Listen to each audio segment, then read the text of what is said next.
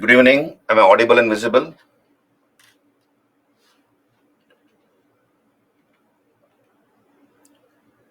Yuxin, good evening.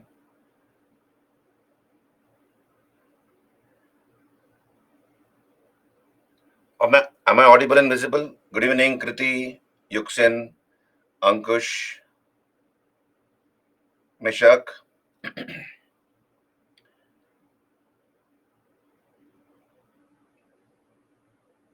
Good evening, everyone.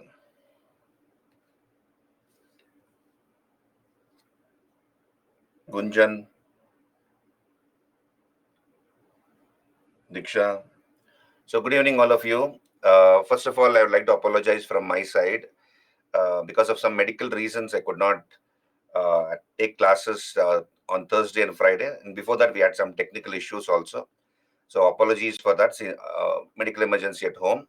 But thank God everything is all right now, and I can continue the regular classes. So without missing any day, I'll hope to finish the syllabus as soon as possible. And then I could not also handle the webinar for that reason. So the webinar has been postponed to 29th of this month, evening 8:30. So we'll be having a webinar on 29th of this month, April 29th. April 29th is the webinar at 8:30 p.m. So this was supposed to be held on the 18th, but it could not be held. Yeah, thank you. So let's begin. We were discussing the Vedic period. I have finished the Rig Vedic period, the early Vedic period. But to quickly recap, it is called Vedic period. This period is called Vedic period because the main source of information are the Vedas, hence called Vedic period. Um, this Vedic period is divided into two parts: the early Vedic period or the Rig Vedic period. The main source of information for that period is the Rig Veda. As you can see, the main source of information is the Rig Veda, hence called Rig Vedic period or early Vedic period. This is from 1500 to 1000 BC. And then we have the later Vedic period, 1000 to 600 BC. The other part of the Vedic literature, minus the Rig Veda, minus the Rig Veda, the other part of the Vedic literature like Samaveda, Yajurveda, Atharva Veda, Brahmanas, Aranyakas, Upanishads, the Dharma Shastras or the law books of ancient India, also called the Smritis, epics like Ramayana, Mahabharata, Puranas, all these give information about the life of the Aryans from 1000 BC to 600 BC. Hence, that is called later Vedic period because the later Vedic literature gives information.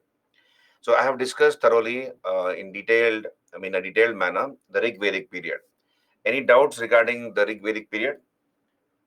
All clear? We have discussed in detail the geographical knowledge of Rig Vedic Aryans. They came from this region called Eurasia, or that large area from southern Russia to Central Asia.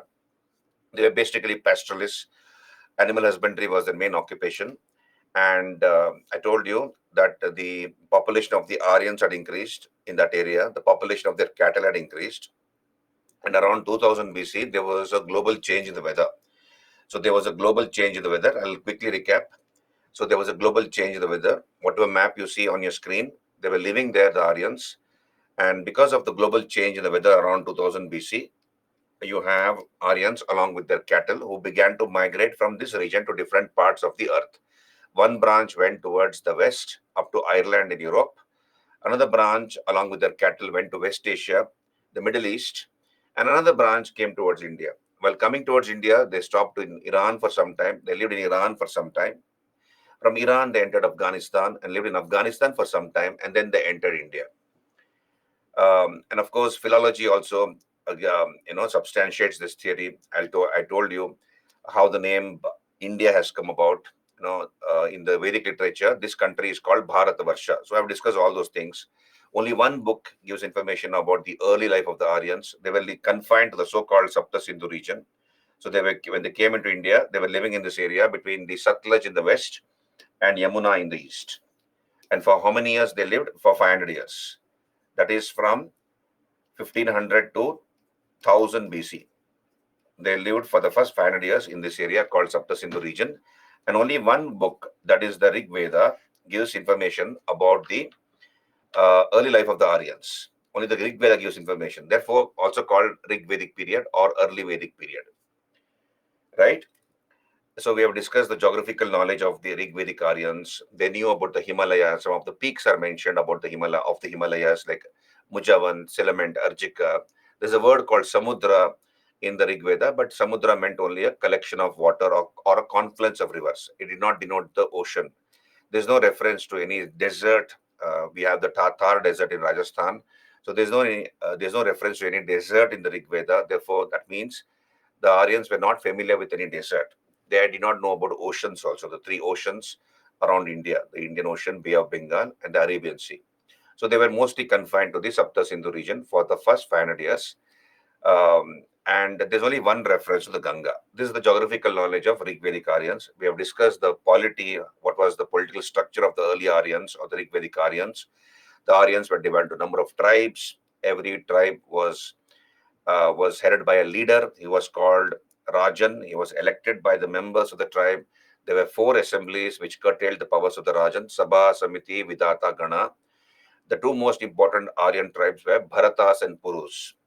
They were always fighting against each other. So the Aryans fought amongst themselves. They also fought against non-Aryans like Dasyus, Dasas, and Panis.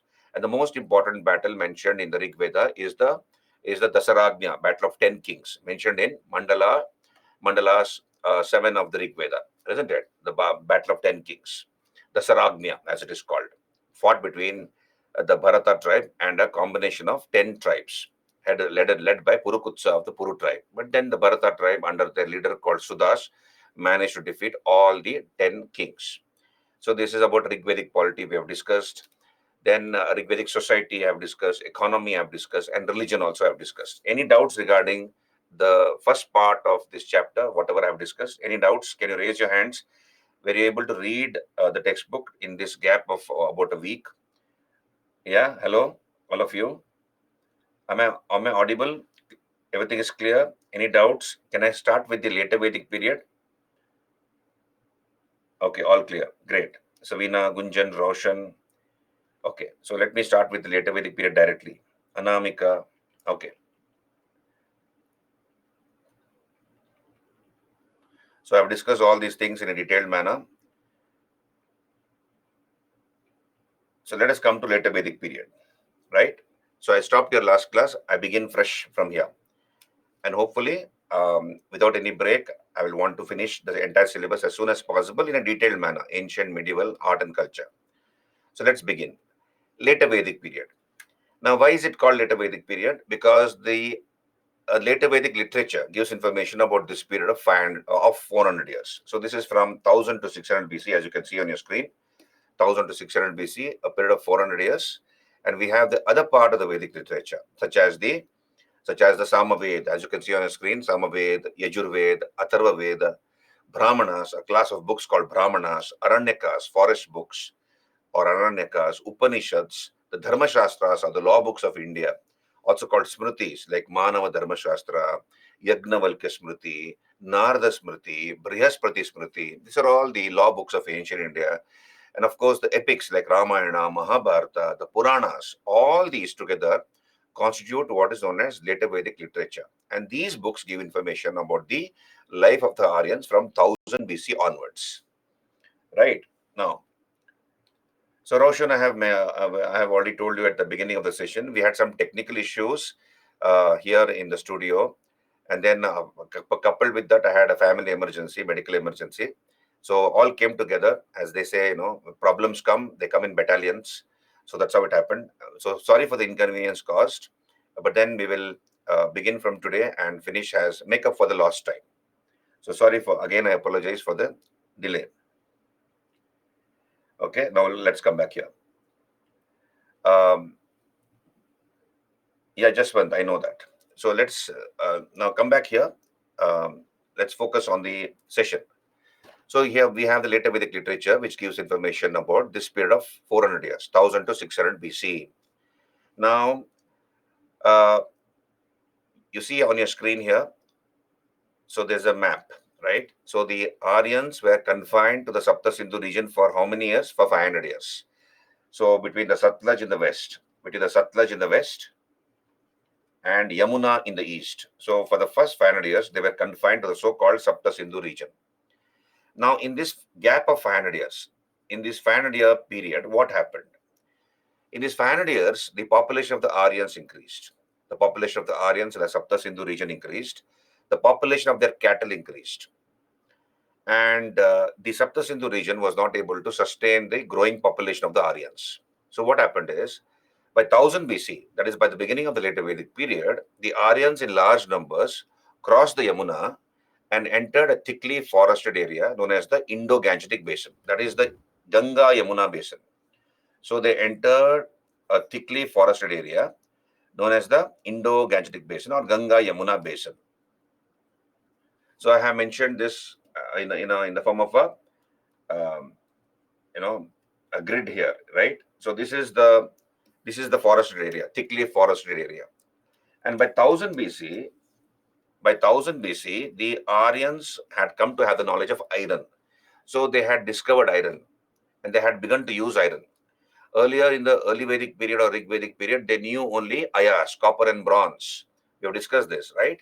They only knew copper and bronze in the Rig Vedic period or early Vedic period. Now, they had come to have the knowledge of iron. So what did the Aryans do? So when they entered this thickly forested area, they used Agni, they used fire to burn down patches of the forest.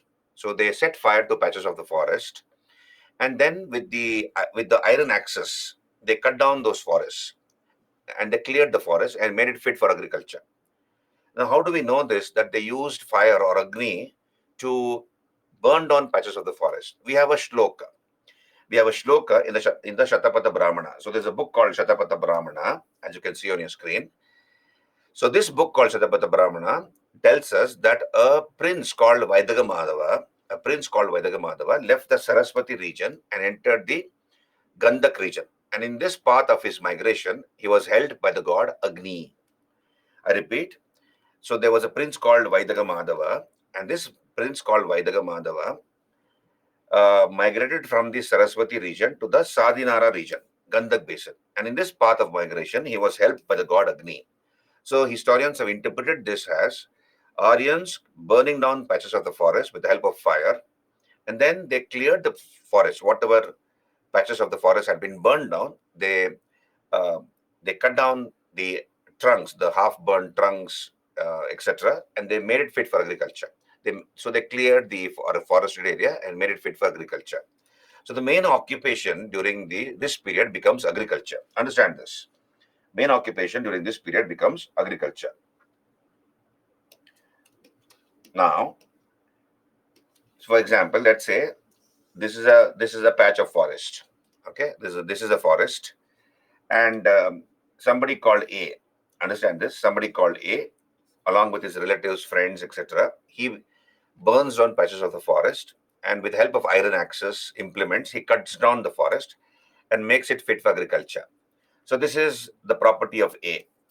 So those days, there was plenty of land available.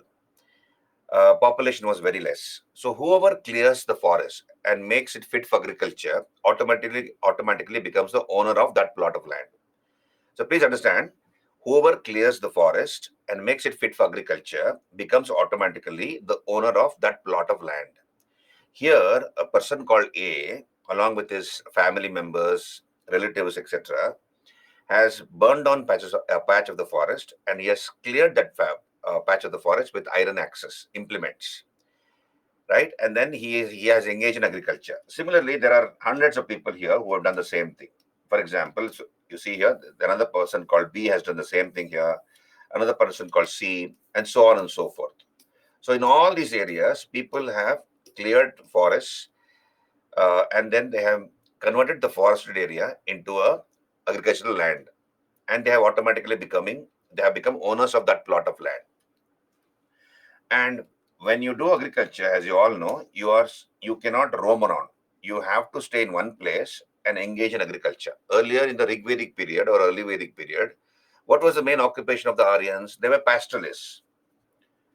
That is, animal husbandry was their main occupation. They were nomadic in nature. Depending upon the availability of grass, they would go from one place to another place.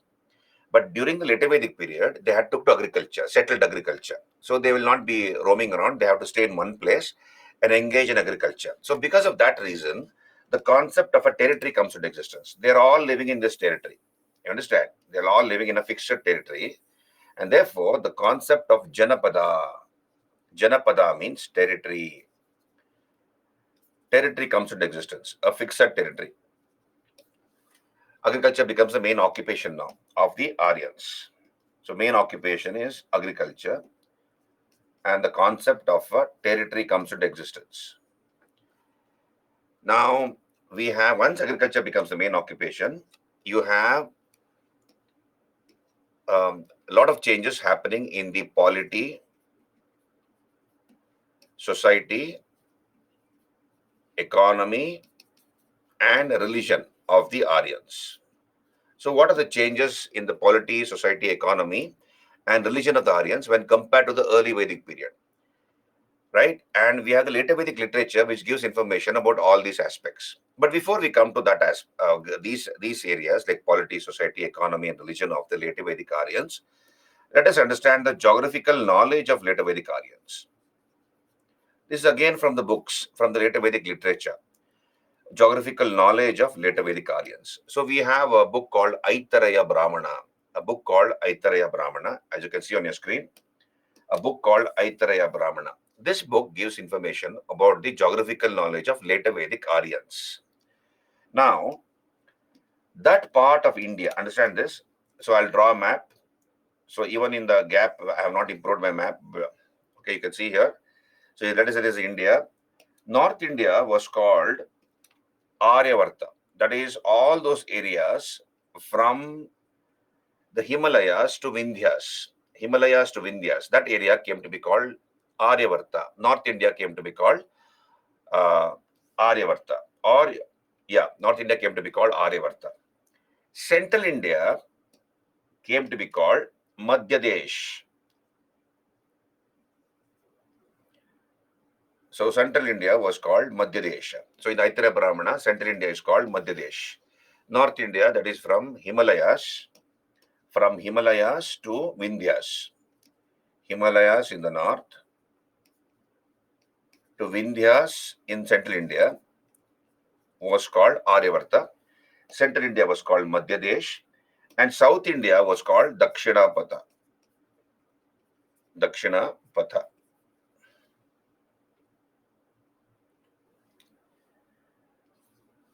Um, uh, Ras, please throw a mail to me. Garima, I have not done the later Vedic period, Garima. I have done the later Vedic period? I don't think so. I have not done the later Vedic period. So, are you from the evening batch, Garima? Garima says, I have done all these things. Yeah, see, Garima, are you from the evening batch? Others, the Deepshika says, I was teaching Varuna last time. Ankush, Garima is from the morning batch. Ankush says, Garima is from the morning batch. Okay. Deepshika says, I was teaching Varuna last time. Is it Garima? Deepshika? What about others? So I have not fully completed a Rigvedic period then. Hello? Deepshika says, I was teaching Varuna. So we were discussing the Rigvedic gods, Indra, Agni, Vayu, Varuna.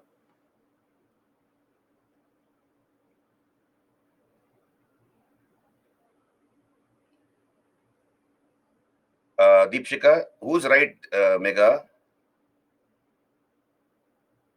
Yeah, Ankush says Rigvedic full complete. Ankush.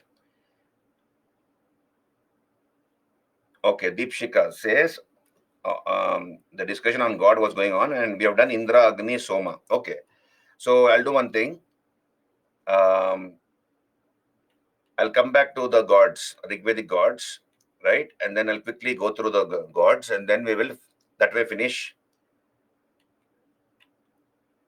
Bhimare says last class religion of Vedic period ended.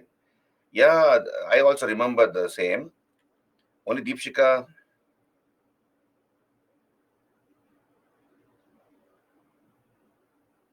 Okay, now just hold on.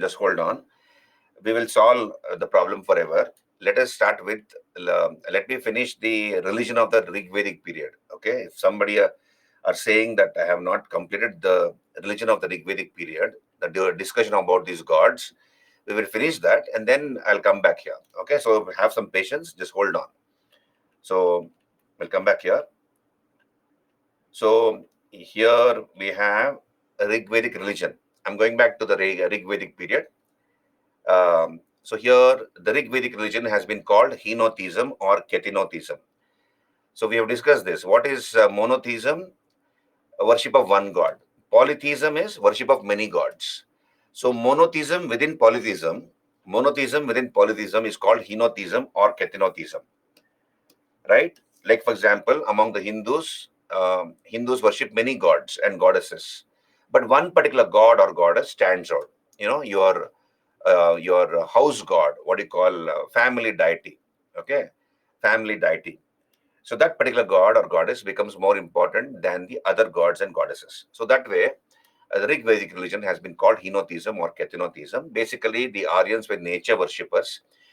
They were not able to understand why there is sun in the sky, moon in the sky, thunder, lightning, rain, wind, etc. So what did they do? They gave names to these natural forces: Indra, Agni, Vayu, Varuna, Akasha, Prithvi, Surya, etc.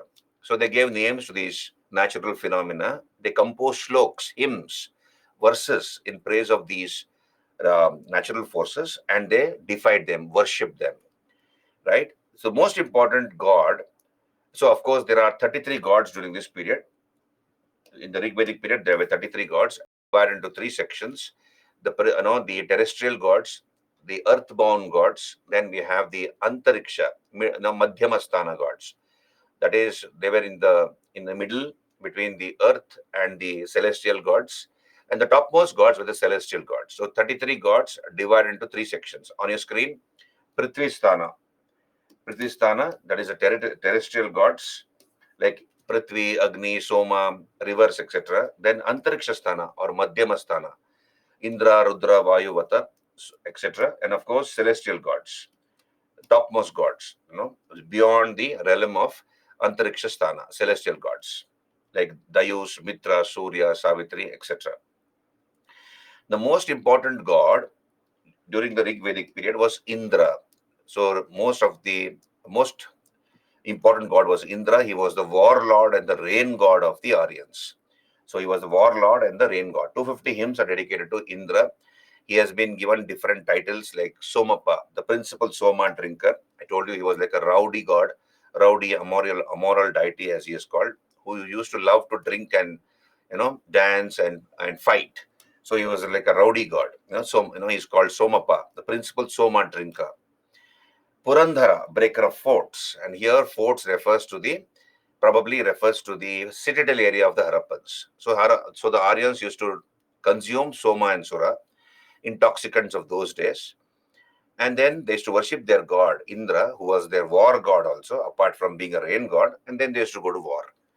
So 250 hymns are dedicated to Indra, and his mount is the Airavat, a white elephant with 7 trunks. That is Airavat. So Airavat was the mount of Indra. So most important Rig Vedic god was Indra. We have discussed this. Then Agni was the second most important god. 200 hymns are dedicated to Agni, 200 hymns. And he was like a postman, I told you. He acted as an intermediary, a middleman between the people on the earth and gods in the heaven. And he's supposed to reside in your domestic hearth, where cook your food, where you cook your food in the house, southeast corner. So according to Vastu Shastra, in the southeast corner of your house, you should have a kitchen, and that's where Agni is supposed to reside in your house, southeast portion of your house. Agni Mula, as it is called. So on the earth, he stays in your domestic hearth. Domestic hearth is your kitchen where you cook food, your mother cooks food. Then in the atmosphere, he is there in the form of lightning, and in the celestial region, he is in the form of sun. So Agni, second most important god. Third most important god was Soma. Soma was the third most important god. So intoxicating drink was named after him. And also he was a god. He was the god of plants during the Rig Vedic period. Then in the later Vedic period, he became the king of gods. So king of plants in the Rig Vedic period, king of gods in the later Vedic period. And in Mandala 9 of the Rig Veda, out of 120 hymns, 114 hymns are dedicated to Soma. And he's supposed to reside in the Mujavant Hills. He is supposed to reside in the Mujavant Hills of the Himalayas. That's where Soma is supposed to reside. Mujavant Hills of the Himalayas. Right? So he is the third most important god. Then we have Varuna. Varuna is called world sovereign, king of the world sovereign, king of the world. He was supposed to uphold the Ratha or the cosmic order, or Rita or Ratha. What is this cosmic order or natural order? That is the sun rising in the horizon every morning and setting in the evening, and then the moon coming out as soon as the sun sets. Um, all the oceans are flowing without overflowing. They're all flowing in a particular level. So all these are taken care by Varuna. He's called world sovereign. So 20 hymns are dedicated to Varuna. Then we have female divinities, female goddesses like Usha, the early morning goddess, Usha, right? Aditi, the goddess of eternity, Aranyani, the forest goddess, Savitri, the solar goddess called Savitri. The Gayatri mantra is addressed to her by Vishwamitra. So Vishwamitra was the one who wrote the Gayatri mantra. It is the most important part of the Rig Veda, the Gayatri mantra, addressed to the solar goddess Savitri. And even now, the Gayatri mantra is uttered by Hindus. Okay, in during prayers. So Aranyani, Nirti, these are the various female goddesses.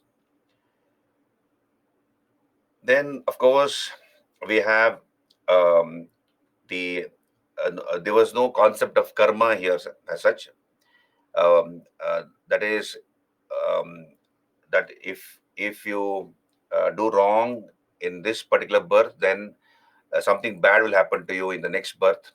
So that concept was not there. If you do good, good things will happen to you. Bad things will happen to you. And until you square off your karmic debts, you have to keep taking repeated births. That is called karma. So that concept was not there. And the word karma is also not there, though there is a line which says that a person's conduct in this world determines his life after death. It determines his life after death. So that is there, but the word karma is not there, mentioned in the Rig Veda anywhere. And of course, the idea of metempsychosis, that is, what is metempsychosis? The souls being reborn in animal, plant, or human form. Souls being reborn in animal, plant, or human form. That also was not there during the Rig Vedic period. It was a simple and materialistic religion. People prayed to gods for praja, pashu, dana. They made offerings of yava. Yava is wheat and barley. So they made offerings of yava, vegetables, fruits, etc. And they prayed to gods for bestowing upon them praja, pashu, and dhana. Praja, mainly sons. Pashu, that is cattle. And dhana, wealth. So in return for, after making these offerings of yava, fruits, vegetables, etc., they asked in turn to bless them, bless the gods, uh, or bless the tribe with more sons and, of course, wealth and cattle. So this was the Rig Vedic religion. It was a simple and materialistic religion. Simple and materialistic religion. Clear, Deepshika? All clear? Yeah, I did. I now I remember that I had completed Rig Vedic period, including religion. But anyway, um, for some people probably I was also, because of this gap I got a little confused. But anyway, I have completed this. So he was Agni. Agni is called the priest of the gods. He is the priest of the gods and the god of the priests. He is the god of the priests. The priests consider Agni as their god. That's god of the priests. And Agni is considered to be the priest of the gods. Deepshika, self-explanatory, priest of the gods, Devataon ke pujari, and god of the priests, pujariyon ka devata. How else would I explain it? Deepshika, clear? Are you there with me? Deepshika. Okay. So this is about Rig Vedic period.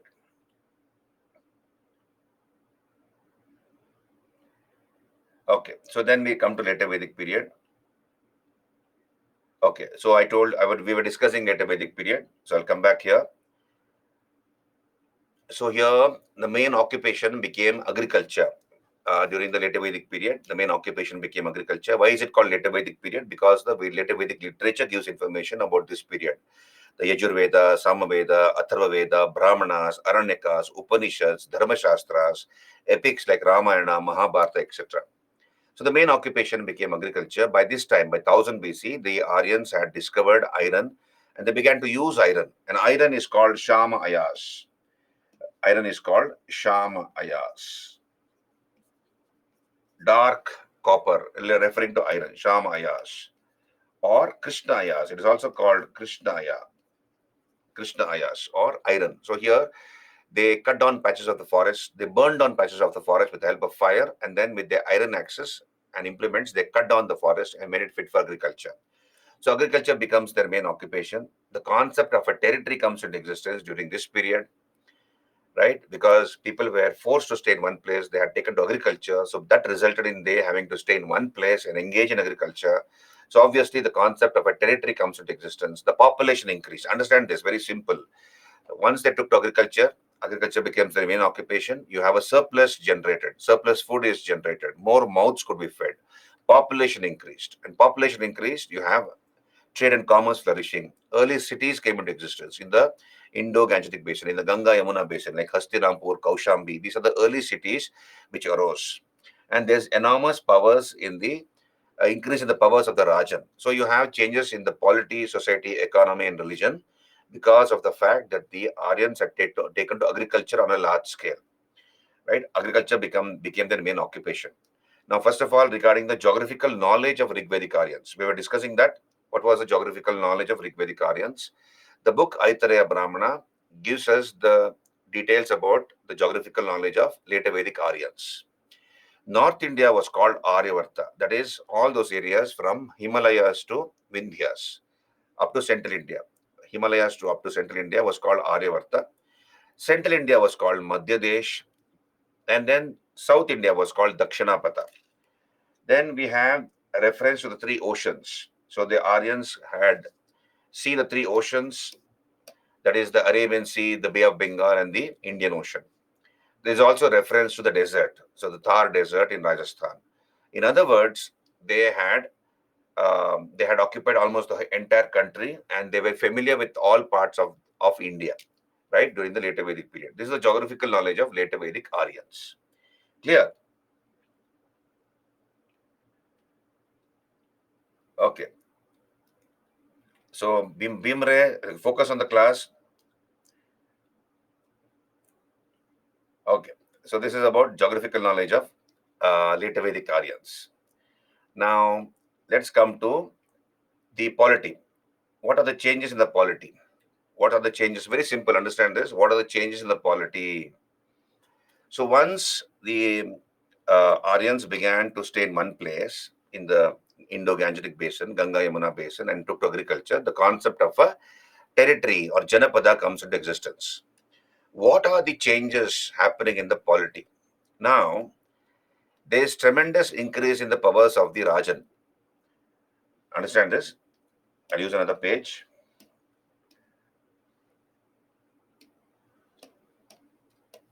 So, what about the polity? What are the changes in the polity?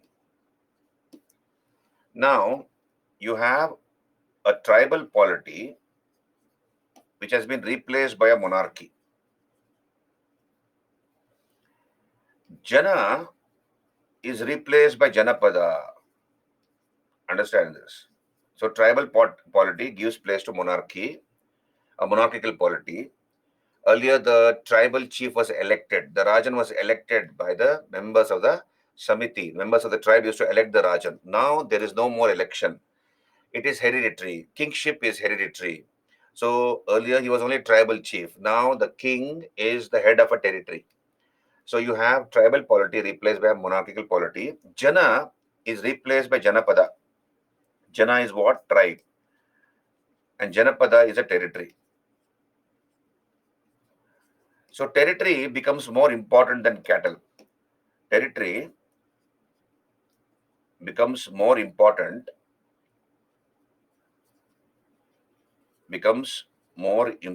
than cattle.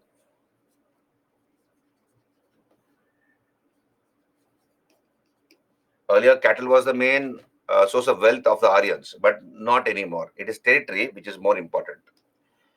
Now, please understand, we have the bureaucracy expanding. Bureaucracy expands. And there are 12 ministers who assist the king in the discharge of his duties.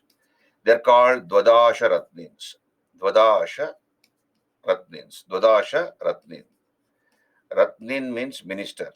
Ratnin means ministers. And in Sanskrit, Dwadasha means 12. So there are 12 ministers who assist the king in the discharge of his duties. Even during this period, so who are these 12 ministers? We have the Bhagaduga, collector of taxes, Sangrahitri, treasurer, Mahishi, chief queen, Suta, court minstrel. Like that, there are 12 ministers who assist the king in the discharge of his duties. Even during the later Vedic period, the king did not have a standing army. So no standing army. The king did not have a standing army. He was dependent upon tribal levies. So various tribes provided army to him. If the king wanted to go to war, he did not have a standing army. What's the meaning of a standing army? Where the king is paying salaries to his soldiers and officers, and they are waiting for his command. So they'll attack as soon as the king gives them his command or orders. So the king did not have a standing army. He was dependent upon tribal levies even during the later Vedic period as such, right? Then we have the earliest tax collected during this period. This is called Bhaga, king share. Bhaga was the king share. Now, earlier, if you remember, what was the main source of income for the Rajan in the Rig Vedic period? The main source of income for the Rajan during the early Vedic period was Bali, voluntary offering, and war booty. But now you have the king share, minimum 1/10, 10%, minimum one tenth, and maximum 1/6 had to be given to the king, right? So 10% up to 1/6 had to be given to the king. So this was the king share. This is the earliest example of tax in India. Earliest tax in India is this Bhaga, the king share, which was minimum 1/10. Then we have the Purohita. Understand this. The Purohit began to perform a number of sacrifices to enhance the power of the king. The money would be given by the king to perform those sacrifices. And the Purohita told the king that if these sacrifices are performed, it will enhance his power. And because of that reason, the Purohita began to claim superiority over the Kshatriya king. Now, what are the various sacrifices performed by the Purohita? We have the Ashwamedha sacrifice. Ashwamedha, Rajasuya, understand this, Rajasuya sacrifice, Vajapeya, Hiranyagarbha Yaga.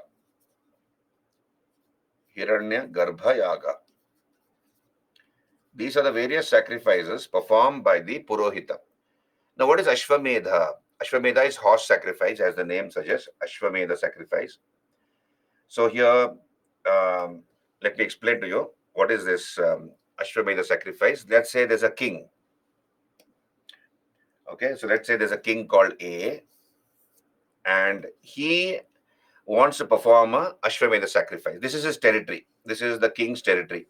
Okay, now there are other neighboring territories here. There are other kings here, B, C, D, E, etc. So these are the various neighboring territories, right? And the king has to perform an Ashwamedha sacrifice. So this A has decided to perform an Ashwamedha sacrifice. So what will he do? He will let loose a horse. So imagine this is the horse. So this is the horse. Okay, this is the horse. Imagine this is the horse. So he will let loose the horse. And let's say this particular horse enters the territory of C, the king C. So this horse enters the territory of king C. And let's say this king C orders that horse to be tied up. He orders his soldiers to tie the horse, which means to say that C is challenging A for war. King C is challenging King A for a war. So let us say there's a war between A and C, and A wins over C. He defeats C. So C's territory will come under A. Let's say this horse now enters the territory of B, and B doesn't order the horse to be tied up. So if he doesn't order the horse to be tied up, that means he has surrendered. He has voluntarily accepted A as his overlord. He doesn't want any war. He has accepted A's intention of performing an Ashwamedha sacrifice, and he has accepted him as his overlord. So this particular routine will continue. This circus will go on for a year. Whichever king orders the horse to be tied up, if that horse has entered his territory and that king orders the horse to be tied up, that means he's challenging the owner of the horse. That is the king who is wanting to perform an Ashwamedha sacrifice for a duel, for a battle. So, and if let us say that as in this example, King A keeps on winning against all his adversaries. At the end of the year, this horse is sacrificed. So there's a ceremony, Ashwamedha sacrifice. This horse is sacrificed. This is called Ashwamedha sacrifice. Are you there with me? Purohit is the priest. Sakshi, Purohit is a Sanskrit word. Okay, so this is Ashwamedha sacrifice. Are you clear? Okay, Ankush says yes. What about others? Laghima, I've already answered that query of yours. Ritika, Hari says no. Hari, I have not understood. Sakshi, Deepshika, so all have understood. So here, Hari, what I was telling is, if King A wants to perform an Ashwamedha sacrifice, he will let loose a horse. He will let loose a horse, and that horse enters another kingdom, another king's territory. And if that particular king orders the horse to be tied up, then he is challenging King A for a war. Right? And let us say King A defeats King C in this example, first example. So C's territory comes under A. Let us say the same horse enters King B's territory, and King B doesn't order the horse to be tied up. That means he has accepted the overlordship of King A. So this will go on for about a year. Wherever the horse enters some other king's territory and that horse is tied up, then there'll be a war between King A and the king who has ordered the horse to be tied up. So this goes on for a year, and ultimately the horse is sacrificed. This is Ashwamedha sacrifice. Not two types, Meshak. I said minimum 1/10, maximum 1/6.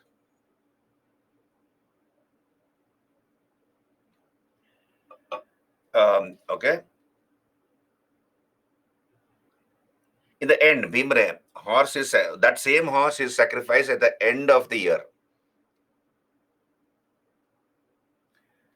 What if the king is defeated by a particular king? So then he will not be able to perform the Ashwamedha sacrifice. The king who is wanting to perform an Ashwamedha sacrifice, if he himself is defeated, then he cannot perform the sacrifice. As simple as all that.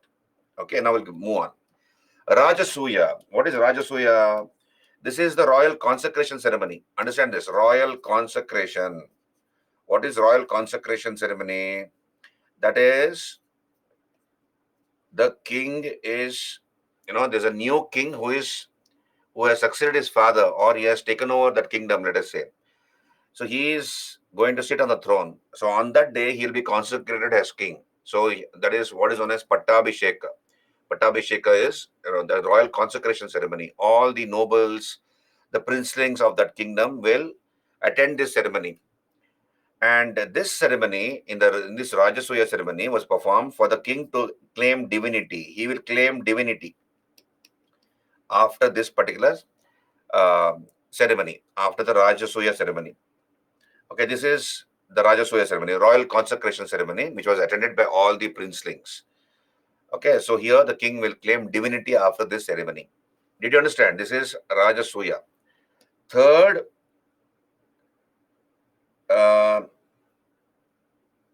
Lord Ram, whether he performed Ashwamedha, I am not very sure. Bhimre, we'll come back here. Vajapaya, see, I know from history, we know that Samudragupta performed an Ashwamedha sacrifice. Then Kumaragupta performed an Ashwamedha sacrifice. These are the two Gupta kings who performed Ashwamedha sacrifices. It was not a very common thing to perform Ashwamedha sacrifice. Right? Now we'll come back here.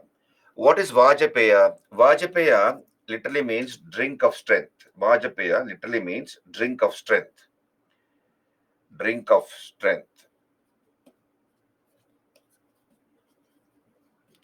Generally performed by a middle-aged king. Vajapeya ceremony or sacrifice was performed by a middle-aged king. And after this ceremony, he took the title of Samrat. And a compulsory competition, which was part of this Vajapeya sacrifice, was chariot race. So there'll be a chariot race. So the king will also participate in the chariot race, right? So there are other people participating in the chariot race. And ultimately, it is the king who is going to win. Something like a match fixing has already been done by the king, right? There'll be wrestling bouts. So let's say there's one king called A. Let's say there's a king called A, and this king he will challenge a very huge person, maybe somebody like the Great Khali. And Great Khali already has been bribed by the King A. So he'll tell Great Khali, you don't really hit me, you act as if you're hitting me. And then when I hit you, you fall down and you never get up. And I'll pay you this much amount of money. So Great Khali has agreed. So there'll be a fight between King A and Great Khali, somebody like Great Khali, let us say. And Great Khali will never get up once the king hits him. So when the people are watching this particular wrestling bout, they will understand that though their king is middle-aged, he's still strong enough to defend the kingdom and give safety to them. Similarly, there'll be a chariot race. So initially, the king will be losing, and ultimately, it is the king who is going to win, right? Because all the others will slow down purposely. But it will look to the public that king has overtaken everybody. Did you understand? This is Vajapeya, drink of strength, literally. And at the end of the ceremony, the king took the title of Samrat, Vajapeya ceremony. Clear? Are you there with me? So just as our politicians do a lot of drama nowadays, those days also kings used to perform drama, to perpetuate the rule. Right? No, that's how it is. That is true, Ankush. It may seem hilarious, but that is how it is. Right, Vajapeya. And then ultimately Hiranyagarbha Yaga. What is Hiranyagarbha Yaga? This was a yaga or a sacrifice performed to celebrate a victory. So let us say King A has defeated King B. After defeating King B, he will perform a Hiranyagarbha Yaga to celebrate his victory over King B. So these are the various types of sacrifices performed by kings in the later Vedic period. Ashwamedha, Rajasuya, Vajapeya, Hiranyagarbha Yaga. Clear? Now, kings during this period took a number of titles. Look here on your screen. So, kings took a number of titles. Like, for example, North Indian king took the title of Virat. South Indian king took the title of Bhoja. Kings of Eastern India took the title of Samrat. Kings of Western India took the title of Swarat or Suvrat. These are the various titles taken by kings. And then we have the birth of early kingdoms. Like, for example, understand this, we have the birth of early kingdoms. Like, for example, Kuru, Panchala, Magadha, Malla, Chedi, Vatsa, Avanti, etc. So we have the birth of early kingdoms during the end at the end of the later Vedic period. So how did these kingdoms arise? What are the two main reasons? Understand this. What are the two main reasons for the birth of kingdoms in the later Vedic period? So reasons for the birth of kingdoms in the later Vedic period. Number one, main reason is settled life in the Indo-Gangetic basin. Settled life in the Ganga Yamuna Doab. or what is called Indo-Gangetic Basin. So, and second and more important reason is the amalgamation of tribes. Amalgamation of tribes. What is amalgamation? Mixing of tribes, amalgamation of tribes. For example, which are the two most important tribes in the Aryan tribes in the Rig Vedic period? Hello? Which are the two most important Aryan tribes in the Rig Vedic period? Bharatas and Purus, isn't it? Bharatas and Puru. Very good, Bhimare. Bharatas and Puru. Now they joined together. Bharatas and Purus joined together or merged together to form a new tribe called Kuru. So Kuru became a kingdom. Similarly, we have five tribes. Five tribes. We don't need to remember the names like Srinjaya, Keshin, Somaka. Five tribes came together to form the Panchala kingdom. Five tribes came together to form the Panchala kingdom. So, for example, let's say here, Bharata tribe had a population of, let us say, 20,000. There are 20,000 people living in the Bharata tribe, and Puru tribe has a population of 15,000. So, when these two tribes merge together, they will form a kingdom, Kuru kingdom. Did you understand? So, Kuru became a kingdom. Similarly, five tribes merged together to form the Panchala kingdom. Later, what happened is we have Kuru and Panchala joining together. Kuru kingdom joined Panchala kingdom to form the Kuru Panchala kingdom. Hello, are you there with me? So, reasons for the birth of kingdoms are two. One is amalgamation of tribes. Two or more tribes coming together and forming a kingdom. And number two is settled life in the Indo-Gangetic Basin. So here, virgin land was brought under the plow. Thick forests were destroyed, cut down, burned down, cut down, and then made fit for agriculture. Already the forest soil was very, very fertile, and it was a heavy rainfall area, so they could grow 2 to 3 crops in a year. And after every harvest, the kings will collect taxes from the farmers. So more mouths could be fed because they could grow 2 to 3 crops in a year. There was a surplus available, surplus food was available. So therefore, more mouths could be fed. And as a result, population increased. And we have the birth of cities in this region, in the region of, um, in the Indo-Gangetic Basin, like Hastinapur, Kaushambi. These are the earliest cities which came into existence during this period. It also resulted in expansion of trade and commerce, and a money economy came into existence. So all these things led to the birth of states. States grew up because population increased, then states came into existence. Did you understand? Hello, all of you. Reasons for the birth of kingdoms. Did you understand? Okay, then we will discuss the early kingdoms. Most of them are monarchies. Some were republics. So, like for example, you have the Malla. Mallas were a republic. So, or Vajji. Vajji is another republic. It was an amalgamation of 8 tribes. 8 tribes had come to form what is known as the Vajji kingdom. And the most important tribe were the Lichavis. So, in a republic, the king was elected. Population was less.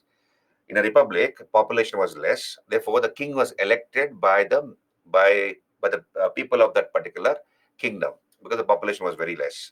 And then we have a parliament or a Santhagara which used to assist the king in the discharge of his duties in a republic. Whereas in a monarchy, you have a Parisha. Parisha was, so in a monarchy, understand this, in a monarchy, that is where you have a monarch or a king, the king was assisted by a Parisha. Parisha was a small group of Brahmins. Group of Brahmins used to assist the king and help the king. What happened to the assemblies? We had 4 assemblies, remember, in the Rig Vedic period: Sabha, Samiti, Vidhata, Gana. Now understand this. What happened to these assemblies? I'll use another page.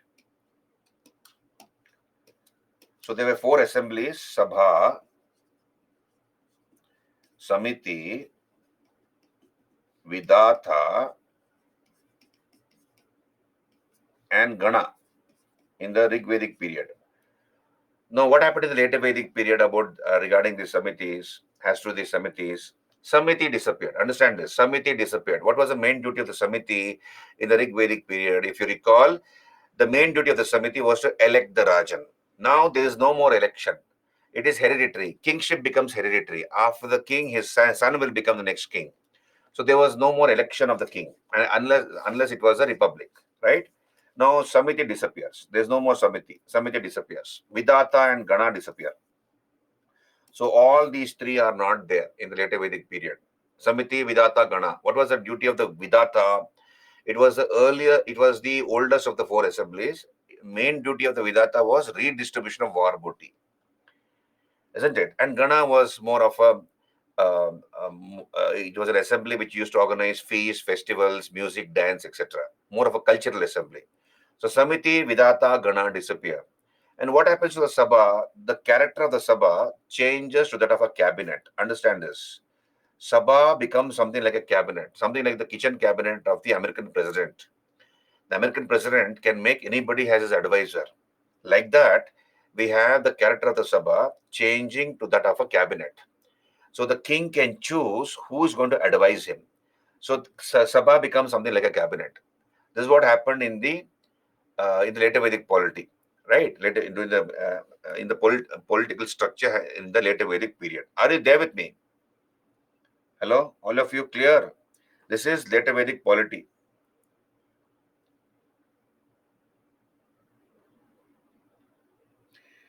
Jaswant,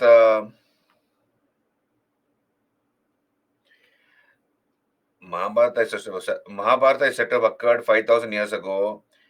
Now, this is only a story, a mythological story, Jaswant. You know, there are a lot of facts which have got mixed up with fiction. So don't take it as real. In fact, it is said that the Dasaragnya, the Battle of 10 Kings, we have discussed the Battle of 10 Kings, the most important battle. So this particular story of the Mahabharata is supposed to have been inspired by the Dasaragnya, Battle of 10 Kings. So lots of facts have got mixed up with fiction. I told you again that Mahabharata was not written in one shot by Vedavyas. You have interpolation, stories added in between. And it covers the period from the 5th century BC to the 10th century AD. From the 5th century BC to the 10th century AD. That is the period of the Mahabharata. It reached its final form around the 10th century AD with all the interpolation, stories been added, right? So initially there were 24,000 verses. Then it was called Bharata. Then it became 50,000 verses or poems. Okay, it became Jaya Samhita. And finally it became 1 lakh verses. Shata Sahasri Samhita or Mahabharata, consisting of 1 lakh verses. Shata Sahasri Samhita. So it is not written in one shot. Did you understand? Jaswant. Okay, we'll come back here. So the character of the Sabha changes to that of a cabinet. And we have some of the early kingdoms which arose during the later Vedic period. Like, for example, Magadha, Kuru, Panchala, Chedi, Vatsa, Kaushambi, etc. Okay, so this is about later Vedic polity. So we will quickly go through this on your screen. So here during the later Vedic period on your screen, popular assemblies lost their importance. Popular assemblies are what? Sabha, Samiti, Vidata, Gana. They lost their importance. Chiefdom gave place to kingdom. Tribal polity gave place to monarchical polity. So kingship became hereditary. Jana was replaced by Janapada. So Jana was a tribe. So in place of the tribe, we have a Janapada, territorial state which emerged. Territory became more important than cattle, right? Then Vidata completely disappeared. I told you the character of the Sabha changed to that of a cabinet. So Samiti, Vidata, Gana disappear. Women were no longer allowed to attend the assemblies. Earlier, women could attend the Sabha and the Vidata. Now, women lost their position. We'll come to the society in some time. Society part will come to that. Then we have the reference to a term called Rashtra. So the Rashtra means territory, Janapada or Rashtra. So there's a reference to the word Rashtra, which means again territory. So kings perform a number of sacrifices like Rajasuya. I told you this was meant for the king to attain divinity. So this was the royal consecration ceremony. That is, the king came to power on that day. So he's coronated. It's a coronation ceremony. Consecration is coronation of the king. So once this ceremony took place, he attained divinity. Ashwamedha, it is to this was a sacrifice performed after winning over the neighboring territories. And Vajapaya, I told you, this is for the king to take the title of Samrat, generally performed by a middle-aged king. And the most important bout in this particular Vajapaya ceremony was the chariot race. Right? Then, of course, we have kings did not possess a standing army. Even during this period, we have tribal levies. Then Kurus occupied Kurukshetra. I told you, Bharatas and Purus merged to form Kurus. Kurus occupied Kurukshetra, and Kurus later joined Panchala tribe. So Kurus and Panchala came together, and they set up their capital at Hastinapur. And Panchala kingdom was famous for philosopher kings. Then we have Aitareya Brahmana. Aitareya Brahmana book says that military necessity led to the emergence of states. So you have frequent wars between the Aryans and the Dravidians. So here, Aryans are called Suras. So, and Asuras. Asuras are the Dravidians. So Suras are the Aryans. Asuras are the Dravidians. And I believe initially it was the Dravidians who were winning. Therefore, on the advice of Brahma, they chose Soma as their king. So they began to worship Soma. The Aryans began to worship Soma. And once they began to worship Soma, they never saw any defeat. They were able to easily defeat the Asuras. So this is the story given in the Aitareya Brahmana. And it says that those who have no king cannot win. So you should have a king, according to the Aitareya Brahmana. Having a king was necessary. So what are the main reasons for the birth of Janapada, territorial state? Settled life in the Indo-Gangetic Basin, amalgamation of tribes, two or more tribes joining it together. For example, Purus and Bharatas formed the Kuru tribe. Similarly, 5 tribes came together to form the Panchala tribe. You don't need to remember the names of these 5 tribes. Turvasa, Sirinjaya, Krivi, Keshin, Somaka. They joined together to form the Panchala tribe. Right? And some of the early kingdoms which arose during this period. On your screen, you can see here some of the early kingdoms. Kuru kingdom. So it was an amalgamation of Bharatas and Purus. They had joined together to form the Kuru kingdom. The dynasty which ruled the Kuru was Paurava dynasty. Capital Asandivant, later Hastinapur. And Indraprastha was an important city in the Kuru kingdom. That is, later became Delhi, Indraprastha. Then Magadha, capital of Magadha was Girivraja or Rajagriha, and the dynasty, which earliest dynasty to rule Magadha was the Bharadwada dynasty, followed later by the Haryanka dynasty. Similarly, Koshala, ruled by the Ikshvaku dynasty, Gandhara, Kamboja, Vidarbha, Matsya. Matsya is kingdom ruling over present-day Rajasthan with capital Viratnagara, that is Jaipur. These are some of the early kingdoms which came into existence in the later Vedic period. And some kingdoms were ruled by philosopher kings. So what I have done is I have given you a chart. Okay, I've put a chart for you on your screen, you can see. So these were kingdoms ruled by philosopher kings. That is, those kings were not only capable warriors, but they were also intellectually very, very bright. They were philosophers, and they also patronized a number of scholars. For example, the kingdom of Mithila, on your screen, kingdom of Mithila was ruled by Janaka. Okay, and Janaka patronized this scholar called Yagnavalkya. So Janaka patronized Yagnavalkya, and he was the king of Mithila. Similarly, Kashi ruled by Ajatashatru, and Ajatashatru patronized Balaki Gargaya. Similarly, Kekaya ruled by Ashwapati, and he patronized Udalaka Aruni. And Panchala tribe, king was Pravahana Jaivali, and he patronized a scholar called Shwetaketu Arunaya. So these were the philosopher kings. Remember this, philosopher kings. Are you there with me, all of you? Clear?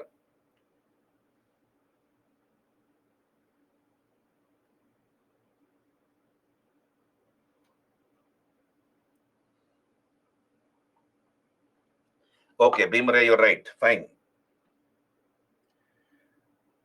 Bhimare, not war Ooty, Baba, war Booty. Bhimare, I have told not Ooty. Ooty is in Tamil Nadu. Booty, Booty, Booty.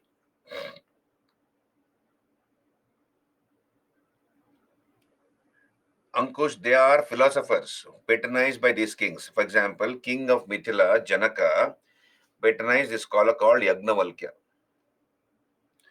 Patronizes they were in their court.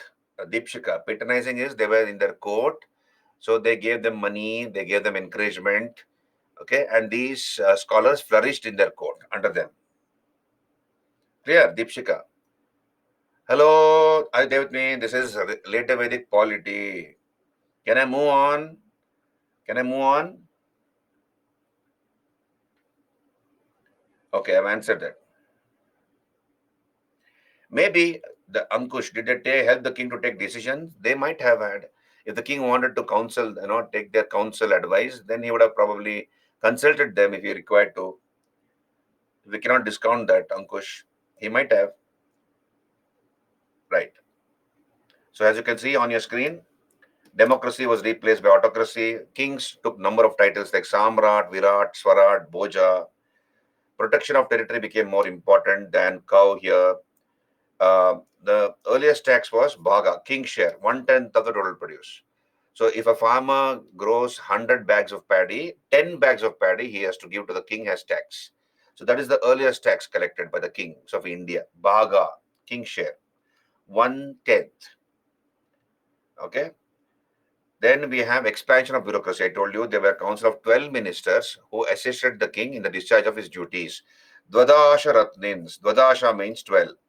Ratnin means minister. So there were 12 ministers who assisted the king in the discharge of his duties. So I made a chart for you. You can see on your screen. There's a chart on your screen. So these are the ministers. Bhagaduga, collector of taxes. Sangrahitri, treasurer. Kshata, chamberlain, in charge of the royal household. Stapati, governor or chief justice. Vakkabhumika, inspector of cow pens. Govikattana, keeper of games and forests. Purapati, in charge of forts and cities. Palagala, messenger. Akshavapa, accountant. Earlier he was a dice thrower. When you play chess or dice, he is the dice thrower. Like Shakunima was good at throwing dice. Mahishi was a chief queen. Like that, there were 12 ministers to assist the king in the discharge of his duties. Okay. Shailaja, will come to the questions later. We'll come to the questions later. At the end of this topic, I'll do the questions. Just hold on.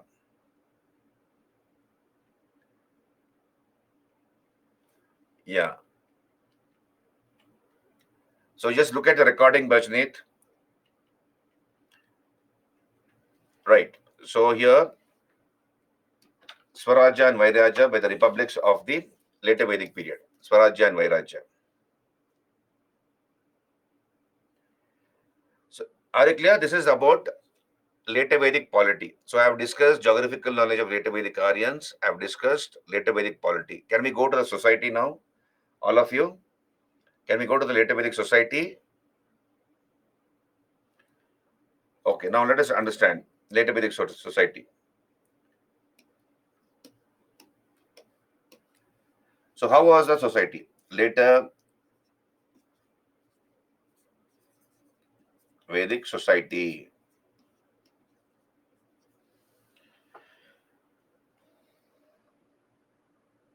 Now Mahishi is the chief queen. Hari, Mahishi is the chief queen. Yeah. Brajneet, you come late. Doesn't matter. You hear the recorded version. Dasi is a slave woman. Mahishi is a chief queen. Not Manisha, Baba. Hari Amarnath. I said Mahishi. Where is Manisha there? Hari Amarnath. Mahishi. Not Manisha. You see Mahishi.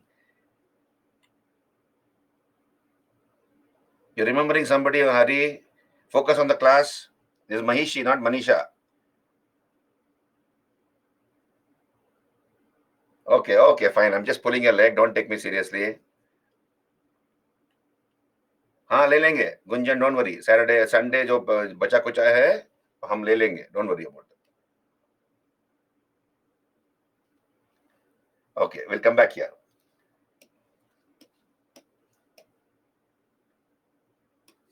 so let us talk about later Vedic society now look here we have what are so if you remember, you have to go back to the Rigvedic society.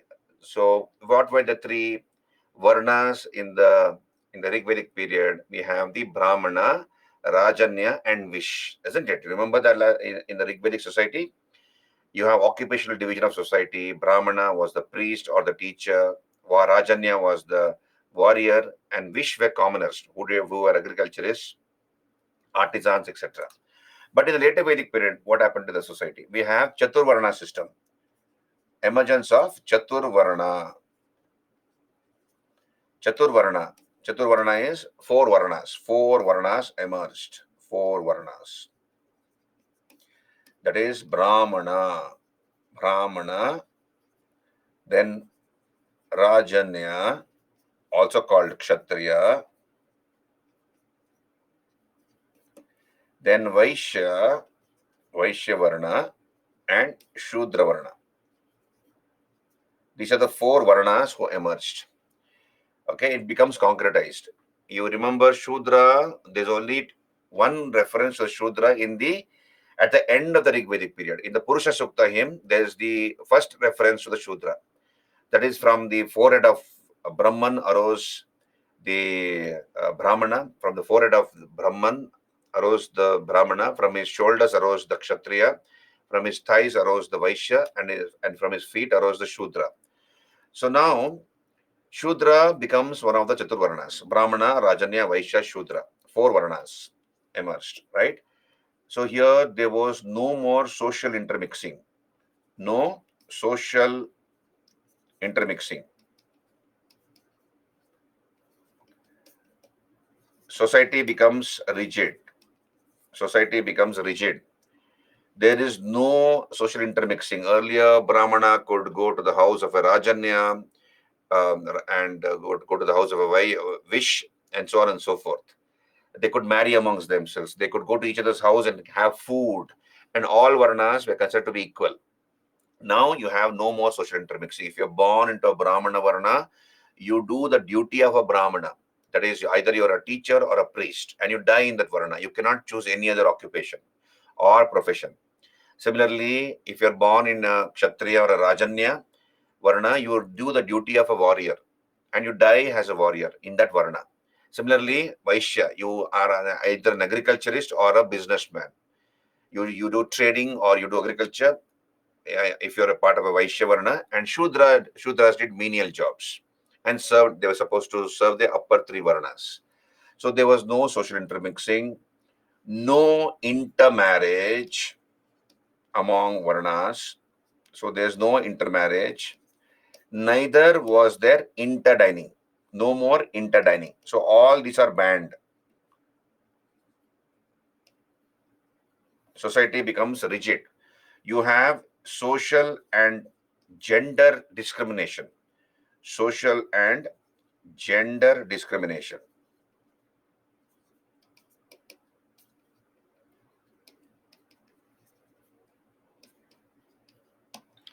You have social and gender discrimination. You see, there is a drastic decline in the position of women. Drastic decline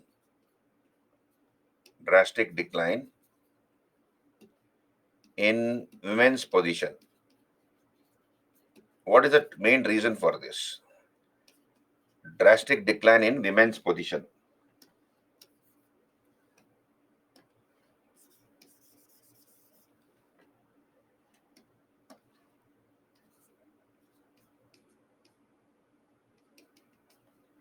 What is the reason for the drastic decline in women's position? Understand this. You see, you have what is called, you need to understand these terminologies, please. You have the concept of Dvija emerging. The concept of Dvija. What is Dvija? Dvija means twice born. The concept of Dvija emerged during this period. Dvija means twice born. What is the meaning of twice born? Here, one is our natural birth. One is our natural birth when we come out of our mother's wombs. Now, I believe till the Upanayana ceremony, till the thread ceremony, or what is called Janeyu. In North India, it's called Janeyu ceremony, the sacred thread ceremony or Upanayana ceremony. Till that is performed, you remain a half animal and half human being. Only after the thread ceremony, you become fully human. So once the thread ceremony takes place, you become fully human. Until then, you're half animal, half human being. So that was the belief. That's called Dvija, twice born. And who could wear the sacred thread? The boys belonging to Brahmana Varna, Brahmana, Kshatriya, and Vaishya. Boys belonging to Brahmana, Kshatriya, and Vaishya only could wear the sacred thread, or they could undergo the Upanayana ceremony. Upanayana. And once the ceremony takes place and they began to wear the thread, sacred thread, they are called twice born, Dvija. Then automatically, which means to say that women and Shudras and women could not undergo the Upanayana ceremony. They were not allowed to wear the sacred thread. So they are called Ekajas. Understand this. They are called Ekajas. They are called Ekajas. Okay. Whereas people who have gone, the boys of the first three Varnas are called Dvija. That is, they have performed the Upanayana ceremony and they are wearing the sacred thread on their body. Women and Shudra were denied this ceremony. Therefore, they are doomed and they are called Ekajas. They cannot attain moksha. Now, please understand, a Dvija's life was divided into 4 sections. A Dvija's life was divided into 4 sections. And this was meant to fulfill what is called the Purusharthas. This was meant to fulfill the Purusharthas. I repeat, Purusharthas.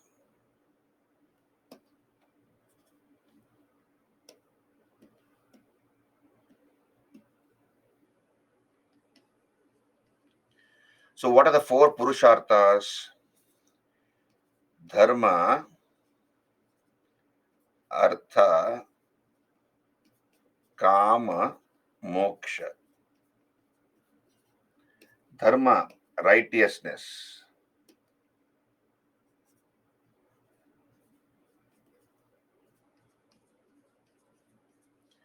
Artha, gaining wealth. Understand this, gaining wealth. Artha.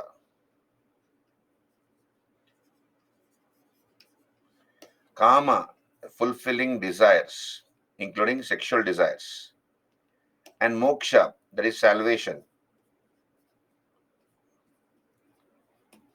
So Dvija's life was divided into 4 sections in order to fulfill the 4 Purusharthas. Now, what are the 4 sections into which a Dvija's life was divided? Now, look here. This is called ashrama system. This is called ashrama system. What is this ashrama system? So here, this is called varnashrama system. Varnashrama system. Number 1, brahmacharya ashrama. Brahmacharya ashrama. It is student life. Now, when does... So this is meant for only the Dvijas, mind you. Who are the Dvijas?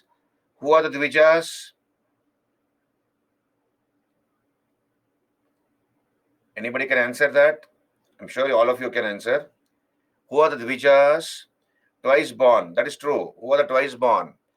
Boys of 3 upper varna. Very good. Thank you, Deepshika. Brajneet, you're right.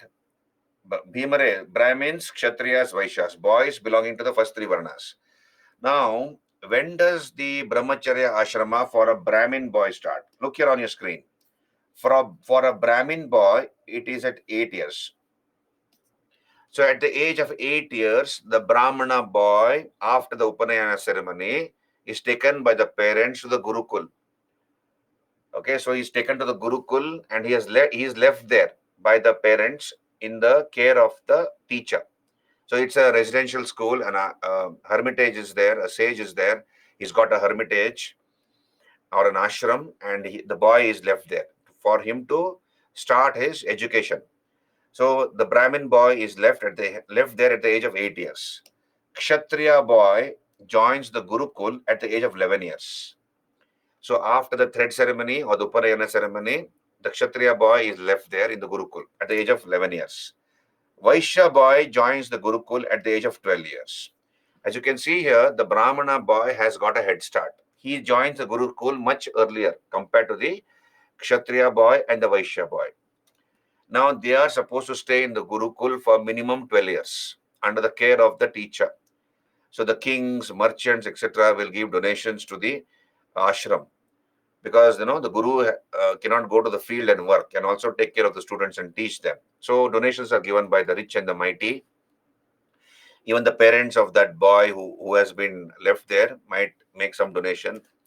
And then you have the students who are basically taught vocational education by the teacher. For example, Brahmin boy. Tomorrow he'll be a purohit, or he'll be a priest, or he'll be a teacher. So therefore, only those subjects are taught by that teacher to that Brahmin boy, which will help him later in his life for him to earn his bread and butter. Okay, so only those subjects are taught. Next, the Kshatriya boy. Tomorrow, he'll be a warrior. So only those subjects are taught to the Kshatriya boy, which will help him to become a warrior. And if he happens to be a king's son, some more subjects are taught, because he'll be a king later. And therefore, he'll have to have a broader spectrum of knowledge, apart from fighting qualities, fighting skills. So extra subjects are taught to the king's son. Vaishya boy. Tomorrow he'll be a businessman or a trader. So only those subjects are taught to him, which will help him to become a good trader. So once the boys have mastered, they have stayed in the Gurukul for 12 years, and the Guru feels that they have learned their lessons properly. And now what happens is there's a ceremony performed that is called Samavartana. A send-off ceremony is given. Samavartana. So Brahmacharya Ashrama ends with a Samavartana ceremony. Samavartana. So this is literally a ritual bath. A ritual bath is given, or rather taken by the student, and then the Guru will bid him goodbye, wish him all the best for his future life, and then he might ask for a Guru Dakshina. Okay, so Dakshina is given by the student, and then he'll bid goodbye, thank the teacher, and he'll come home. So Brahmacharya Ashrama. So in that life as a student, he's supposed to learn his lessons thoroughly, be very strict. He has to get up early in the morning, help in the household chores, maybe collect firewood in the nearby forest, graze the cattle of the guru, and come back for his lessons, etc., etc. Um, then the second stage is grahastha ashrama. Grihastha ashrama. That is the householder's life. So the boy who has the Kshatriya boy, the Brahmana boy, the Vaishya boy, after having learned their education, finished their education, they come back to start a family life. Grihastha ashrama. So he's married off to a girl, and now he's going to be a family man. He's got a wife, and soon he'll have children, one or two or more, and therefore he has become a family man. And in this stage of Grihastha ashrama, he has to fulfill his purusharthas. What are the purusharthas? That is dharma, artha, kama. He has to gain wealth. He is a family man. He's not alone. He has to take care of his wife and children. So he has to earn money to take care of the family. So that's called artha. And then kama, that is he will satisfy his desire. Within the institution of marriage, he will satisfy all his desires, including sexual desires. So dharma, artha, kama, grihastha ashrama, householder's life. Third stage of a dvija's life. So brahmacharya, grihastha. Third stage is vanaprastha. Vanaprastha ashrama. Vanaprastha ashrama. That is partial retirement. Literally means partial retirement. For example, let us say one person has been married for 15 years, or let us say he has been married for about 15-20 years. He's got a dozen children, and all those children are eating his brains. His wife is picking up a quarrel with him every now and then. So he's got fed up. He wants a break. So therefore, what does he do? He goes away to the forest to pursue education and to stay away from the family. Vanaprastha, partial retirement. So he will spend, let us say, it's like a sabbatical for him. Okay, it's like a sabbatical for him for about, let us say, 1 or 2 months. He's there in the forest. But his wife can, go and check upon him. So she might, as most wives are, so she will also want to find out what her husband is doing in the forest. So she'll take 1 or 2 kids of hers as a bodyguard, and she'll go to the forest. Chalo dekh ke aayenge, tumhara baap kya kar raha hai? So they'll go to the forest, and then she'll spend some time with the husband. That time they cannot have any sexual contact, no sexual relations. She can only meet him, greet him, and then come back to the house. That is vanaprastha, partial retirement. Are you there with me? And the fourth stage is sannyasa, sannyasa ashrama. That is complete retirement. He will go away from the house. He has performed all his responsibilities. He has married off his children. The children are on their own. Let's say wife has predeceased him. She has died a few years back, or she may be there, and he wants to take up sannyas. So he goes away from the household, never to come back again. He will go deep into the forest. He'll build a hut there and live there, and he will perform rituals, ablutions, etc., meditate. And if he's lucky and no wild animal eats him up, then he will attain moksha. So what is his aim? His aim is to attain moksha. What is moksha? Freedom from rebirth. Freedom from rebirth. If we are born on this earth, you have to go through the ups and downs of life. You'll have a lot of problems, rich or poor, doesn't matter. You have to go through the ups and downs of life. So moksha is, you don't want to be born on this earth. You're always in heaven, enjoying the benefits of heaven. That is called sannyasa. So Dvija's life was divided into 4 sections. Are you there with me, all of you? Hello? Clear? Dvija's life was divided into 4 sections. Brahmacharya ashrama, student life, ends with Samavartana ceremony. Grihastha ashrama, householder's life, where he marries and he performs his duties as a householder, and he can fulfill the first 3 purusharthas. Dharma, he will perform the duty of a husband diligently, take care of his wife and children, earn money to maintain himself and his family, and also satisfy his desires, including sexual desires, within the institution of marriage. Vanaprastha, partial retirement. And then sannyasa, complete retirement. Okay. Now,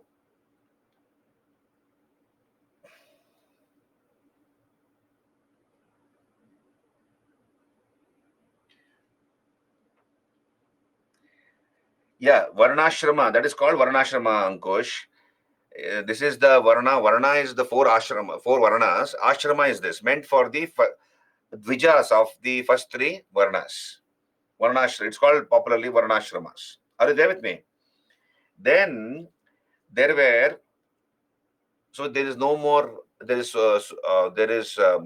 society had become rigid, as you can see here. Society, there's social and gender discrimination, drastic decline in women's position. Now, why did the women's position decline? Why did women's position decline? Understand this here. Now, to perform sacrifices,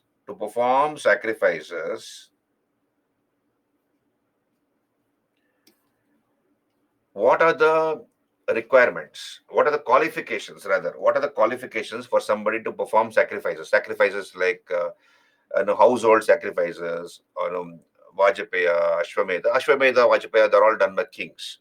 Even normal sacrifices in the household. For such sacrifices to take place, the person should have some qualifications. Number 1, first qualification is that he should be the owner of a property. He should be owning property with him. He should have his own property. This is number 1. And number 2 is, he should have performed the Upanayana ceremony. Upanayana ceremony should have taken place. He should be wearing the sacred thread, and he should have knowledge of the Vedas. He should have knowledge of the Vedas. Now, What was the minimum marriageable age in the early Vedic period? If you go back to the early Vedic period, what was the minimum marriageable age for a girl? What is the minimum marriageable age for a girl in the Rigvedic period? Remember, 16 years after puberty. Hemalata, very good. Angeline, Deepshika, very good. You have answered it correctly. Thank you. 16 years after maturity. Now, in the later Vedic period, the age of the marriage was reduced to 8 years. Age of the marriage of a girl was reduced to 8 years. Okay, now look here. So, girl is married off at the age of 8 years. What was the minimum age for the 8 years?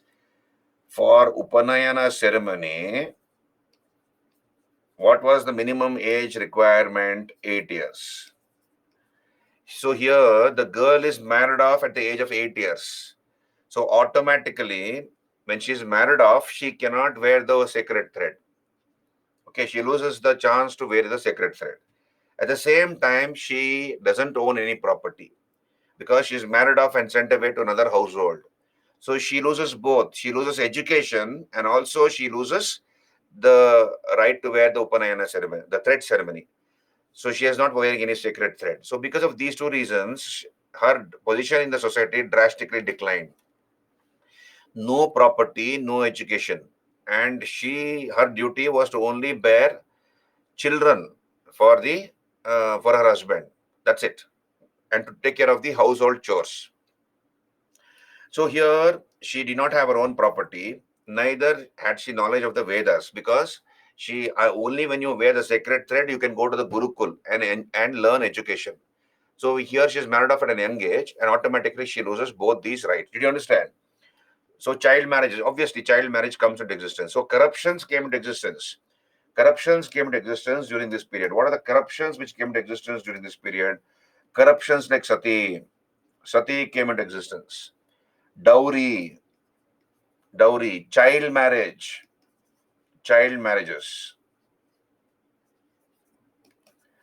discouragement to widow remarriage,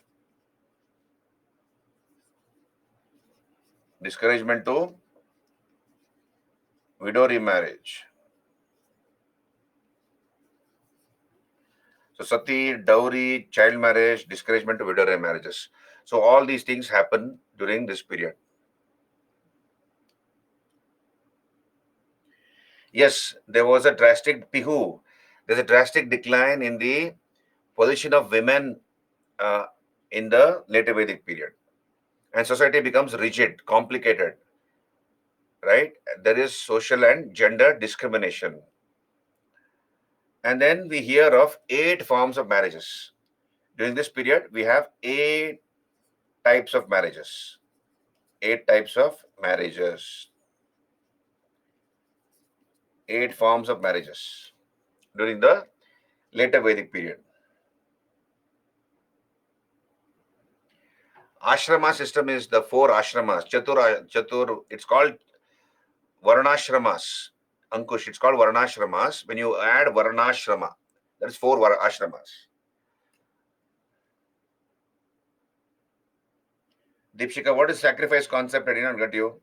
Yeah, Deepshika, I said, what I meant is, for you to perform sacrifices, for a person to perform sacrifices at the household level, that person should have 2 qualifications. One is he should be the owner of a property, he should be owning property. Secondly, he should be wearing the sacred thread and he should have knowledge of the Shastras and the Vedas. Now, the girls were married off at a young age. At the age of 8 years, the girl is getting married, is married off. So when she is married off at the age of 8 years, automatically she loses the chance to wear the sacred thread. Neither is she bequeathing any property from her father's side because his father is getting her married and sending her off to another household. So she loses both property and education and therefore disqualified to perform sacrifices. And therefore, her position in the society drastically declined. Did you understand? Who's this? Deepshika. Deepshika, did you understand? Okay, so remember that. Then You have 8 types of marriages during this period. Understand this. What are the 8 types of marriages? 8 types of marriages. The first 4 are meant only for Brahmins. These are called approved forms of marriages. Brahma marriage. Understand this. Brahma, Daiva, Arsha, Prajapatya. Brahma, Daiva, Arsha, Prajapatya. 1, 2, 3, 4. Meant only for Brahmins. These are called approved forms of marriages. Approved form of marriages. Meant for only Brahmins. Now let me explain to you what is Brahma marriage. Are they with me? Very interesting, this marriage part. I'll show you the chart here for your convenience and for my convenience. Just hold on. Look here on your screen. Brahma marriage. Marriage of a duly dowered girl by consent of parents with all the necessary rituals. Most ideal form of marriage. What is the meaning of this? So there's a girl, understand this, Brahma marriage. There's a girl, she is naturally gifted. Duly dowered girl means what? Naturally gifted girl. Naturally gifted. That is, she is good looking, naturally good looking. She is well behaved. She knows how to cook. She knows how to dress up, respect the elders, show love and affection to the children, etc., etc. All those things. And the parents of this girl will find a suitable boy for that girl. So they feel this boy, let's say there's a boy called A. They feel this boy called A is the right boy for their daughter. So they will perform the marriage of their daughter to this boy called A with all the necessary rituals. Whatever are the rituals to be performed as part of a marriage, they'll perform all those rituals and they'll get that girl of theirs, their daughter of theirs, married to this boy called A. This is called Brahma marriage. Are they with me? Brahma marriage. Can you raise your hands? Okay, marriage of a duly dowered girl, naturally gifted girl by consent of parents with all the necessary rituals. No, there is, just hold on. There's no dowry here. Just hold on. There's no dowry here. With all the necessary rituals, they perform the marriage and give. Okay, that is called Brahma marriage. Second marriage. Second type of marriage. Daiva. Understand this. Daiva marriage. Daiva marriage. Now, what is this Daiva marriage? So you read that, in front of you. The father gives a daughter in marriage as dakshina or in lieu of dakshina to the priest. Understand this. This is Daiva marriage. Now, let's say, I'll give an example. So don't take me seriously. This is just to make you understand. So let's say there's a father, okay? There's a father of a girl. So there's a girl called, let's say, A. There's a girl called A, right? And the girl's father, dad. I'll just write dad. Girl's father. He has called some pujaris, some priests to his house for some rituals and sacrifices. So all the priests, about 8-10 of them in the morning, they come to this man's house, and this father of this girl notices a boy among the priests. He notices a priest, and let us say the priest's name is Z. The name of the priest is Z. So he'll call him, "Come here, you fellow." He finds him good looking, attractive, with a pleasing personality. The girl's father, and he asks him, "Are you single? What's your name?" So he says, "My name is Z." "Are you single?" He says, "Yes, sir, I'm single. What is the matter?" "Are you ready to mingle?" That is, I have a daughter. I would like to give my daughter in marriage to you. And he'll call his daughter, get some milk, fruits, etc., water to the guests, and the girl will come. The boy will see the girl will see the boy, let's say, and the girl will go inside. And the father will tell that boy called Z, "This is my daughter who just now came and served you milk and water. I want to perform uh, her marriage to you. Do you agree to marry my daughter?" So let's say he says yes, and he'll ask the girl also. That's the boy. What do you feel? And let's say she's shy. She's shy. She doesn't reply, but she laughs and goes running away. So father understands. Probably she also likes the boy, right? Right. Then all these pujaris or priests have come to perform some ritual in his house. So he will tell that priest called Z, "I will not give you any fees. instead of giving you your fees, I'll get my daughter married to you. And you can take my daughter and after marrying her to your house. This is called Daiva marriage. Are you there with me? Right? So Daiva marriage. So the father gives a daughter in marriage as dakshina. As dakshina is what? As a fee. Or in place of the fee to the priest. Those days, pujaris were like software engineers. You understand? Because wherever they go, they get dakshina, they get fruits, vegetables, milk, honey, etc. So there'll be no dearth of food for the girl, for the girl. Did you understand? So this is Daiva marriage. Clear? This is Daiva marriage. Interesting. So this is Daiva. Did you understand? All of you. So Daiva marriage. So Brahma, Daiva. Then Arsha. What's Arsha marriage? Arsha marriage. Now look here. Arsha is what? The groom, the boy who's going to get married to the girl will present a cow and a bull as a bride price to the girl's parents. So there's a boy who's going to get married to a girl. So what will the groom, the would-be groom, what will he do? He will give a bride price of a cow and a bull to the girl's parents. And then he'll marry that girl and bring her. That is called Arsha. So there's a involvement of a bride price.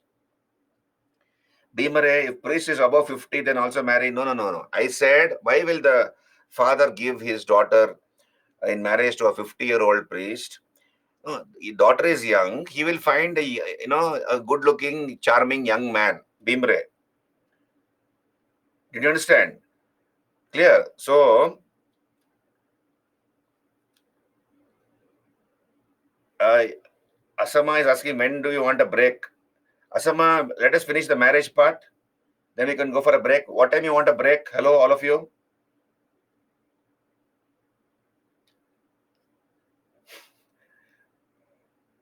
Okay, 7 o'clock. People want break at Asama. They want break at 7 o'clock. So just let me finish this marriage part and we'll come back here. Right? Okay, so Brahma, Daiva, Arsha. So Arsha is what? The groom presents a cow and a bull as bride price to the bride's parents, marries the girl and comes back. That is called Arsha. And then the Prajapatya. What is Prajapatya? Prajapatya is the father gives the daughter in marriage without giving dowry or without accepting bride price. I repeat, the father gives his daughter in marriage without giving dowry to the boy or accepting bride price. That's called Prajapatya. Meant only for the Brahmins. These are the first 4 approved forms of marriages, meant only for Brahmins. Brahma, Daiva, Arsha, Prajapatya.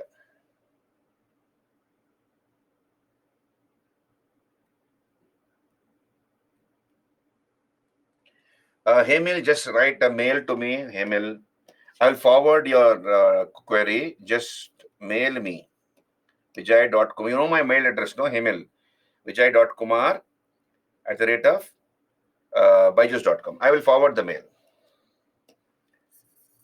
Okay. Hemil, a lot of things were happening at the home front. So I was not there at home. Because of that reason, I could not check my mails. I might have overlooked it. Today you send me a mail, I will forward it to the concerned person. That's a promise. Are you there with me? So Brahma, Daiva, Arsha, Prajapatya. Then we come to meant for the Brahmins. First 4 meant for the Brahmins. Then we come to other forms of marriages. I will, Hemil, just hold on. Let me finish the marriage part. You focus on the marriage part. I'll come back here.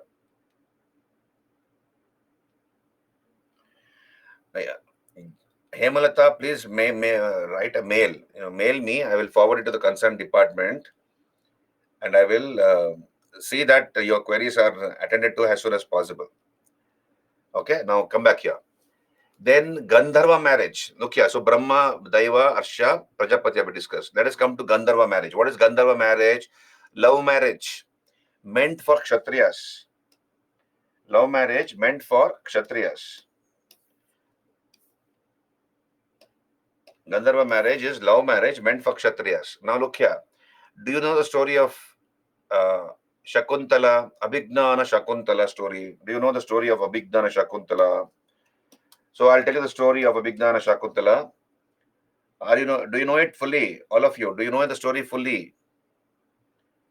Gist of the story. Yeah, thank you. So let me tell you the story now. For me to explain to you what is Gandharva marriage, love marriage. Okay, so let me tell you the story here. Abhignana Shakuntala, written by Kalidasa in the 5th century AD, Gupta period. Now look here. So there was a sage. I'm telling you the story of Shakuntala. Shakuntala. Abhignana Shakuntala. Abhignana means uh, the recognition of Shakuntala. It literally means the recognition of Shakuntala. Now look here. There was a sage. His name was Vishwamitra. So there was a sage called Vishwamitra, and this Vishwamitra wanted to become a Brahma Rishi. Topmost Rishi. Brahma Rishi is the topmost of all the Rishis or the sages. He wants to become a Brahma Rishi. Brahma Rishi. Right. Now, he is doing penance. So, he is doing penance to impress the Trimurtis, Brahma, Vishnu, Mahesh, any of them. So that when they appear, he can ask them a boon and then they will bless him with the tag of Brahma Rishi. So, he is performing penance. And Indra is always afraid of losing his seat. Indra is afraid that these sages might impress the Trimurtis, Brahma, Vishnu, or Mahesh, and in return, they might ask Brahmalok as a reward. And the Trimurtis, if they say Tatastu, that is, you are blessed, then he will lose his seat. He's always afraid of that, Indra. So what Indra does is, he sends one of his Apsaras. He's got a battalion of Apsaras or, heavenly nymphs, heavenly beauties in his court. Rambha, Urvashi, Menaka, Tilottama. So, they're all very good dancers and very, very beautiful women. So he sends one girl, one Apsara called Menaka to disturb Vishwamitra from his penance. So Menaka comes. Vishwamitra is sitting under a tree in the forest and he's doing penance. And Menaka, does some item numbers, does some dance and all that. And Vishwamitra gets distracted. He opens his eyes. Like many of my students, when I'm preparing for UPSC, doing combined study, they become study and they lose their focus. Like that, he loses his focus. Vishwamitra, right? And he falls in love with Menaka. He has never seen anybody as beautiful as Menaka. So he forgets his goal of becoming a Brahma Rishi and he starts a family with her. Family life with her. Are you able to hear me, all of you? Hello? So here, he starts a family life with her. Right. And the daughter, so here, and the daughter born to Vishwamitra and Menaka is this girl called Shakuntala. Shakuntala. So, a daughter is born to Vishwamitra and Menaka, and they name her Shakuntala. Baby, baby Shakuntala. Now, what happens is, after some time, after the baby is born, Vishwamitra realizes the mistake he made. Now, he was focusing on becoming a Brahma Rishi, passing UPSC exam, and now he has started a family life and forgotten about his goal. He realizes this is all a plot of Indra to disturb him. So he shouts at Menaka and says that she has disturbed him purposely, and since she is the messenger of Indra, he has nothing to do with his marriage anymore. So he abandons Menaka and the daughter, and he goes away to pursue his goal of becoming a Brahma Rishi. So he has to start afresh. He's at a second attempt to become Brahma Rishi. Now Menaka has this young baby daughter. She doesn't know what to do. So she cannot take the baby to Indralok. So what she does is she goes into the forest with that baby. And there are a flock of birds called Shakunta birds. So there are a flock of birds called Shakunta birds. So she leaves that baby. She abandons that baby in the midst of those Shakunta birds. And then she goes away to Indralok. Now that flock of birds were very near to an ashram belonging to Kanva. So there was one rishi or a sage called Kanva Maharishi, Kanva Rishi.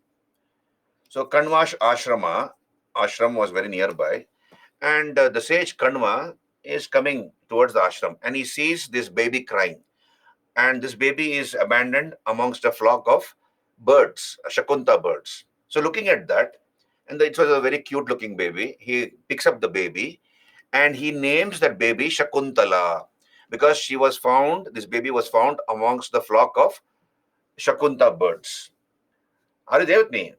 And he brings the baby to the ashram, and this baby grows up in the ashram, and she grows up to be a beautiful girl. Her name is Shakuntala. So this was the name given by Kanva. So Vishwamitra has gone to pursue his attempt to become a Brahma Rishi. Menaka has rejoined Indralok, and Shakuntala is growing up in that ashram. And she's a teenage girl. She's a very she's grown up to be a very beautiful girl. Now what happens is there is one king in that area. His name was Dushyant. Dushyanta, king of Ayodhya. He was the king of Ayodhya, Dushyanta. So he is gone hunting in the forest, and he spots a deer. He notices a deer.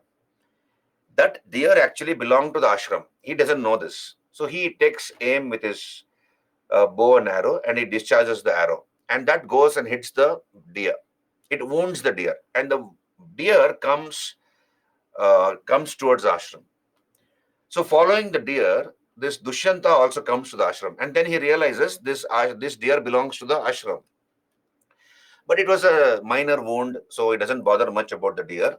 So he feels that having come to the ashram, let me go and take the blessings of the saint, a sage Kanva. So he goes towards the ashram. He has entered the ashram and he's walking towards the main abode of Kanva. And here Shakuntala is there in the garden. She has worn jasmine flowers all around her body, neck, hands, etc. And there's, it's a sweet smelling jasmine flower has attracted the attention of a honeybee. So a big honeybee is, hovering above her head, attracted by the sweet smell of the jasmine. And she's scared of the honeybee, where it might sting her. And she's trying to shoo away the honeybee. And this fellow Dushyanta is looking that side and this side, and he comes and directly dashes against Shakuntala. So no rolling scene is there. So both of them fall down, and they fall in love with each other. He has never seen anybody as beautiful as Shakuntala, and she has never seen any charming man as Dushyanta. So they fall in love with each other.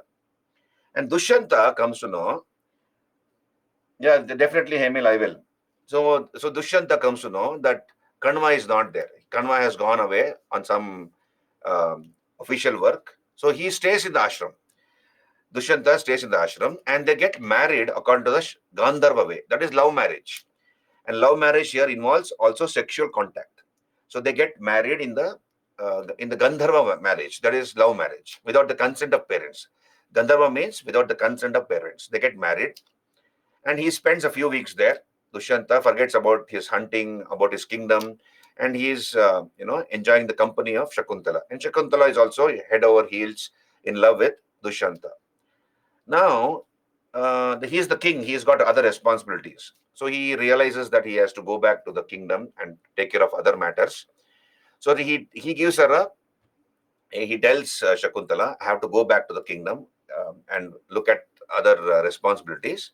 And I'll come back and I will take you back to the palace. And as a memento, he removes one of his finger rings. He removes one of his finger rings.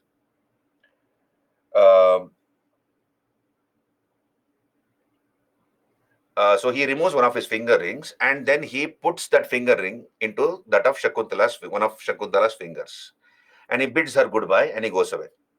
Are you there with me, all of you? Till now, are you clear?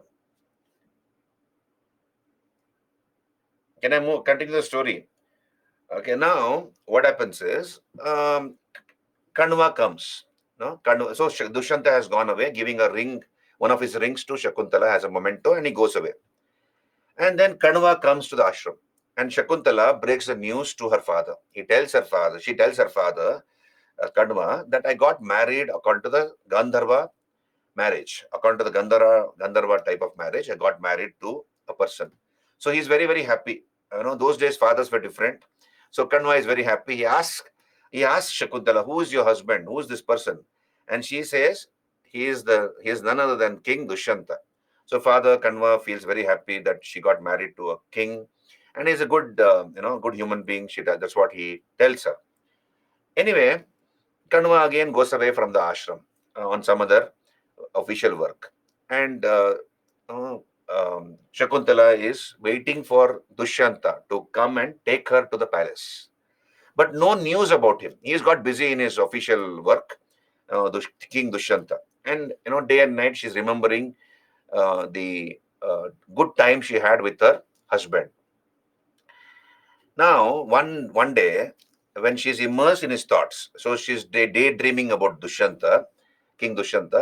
Another friend of Kanva comes to the ashram. His name was Durvasa. So he was a short-tempered rishi called Durvas, known for his short temper. He was a sage Durvasa.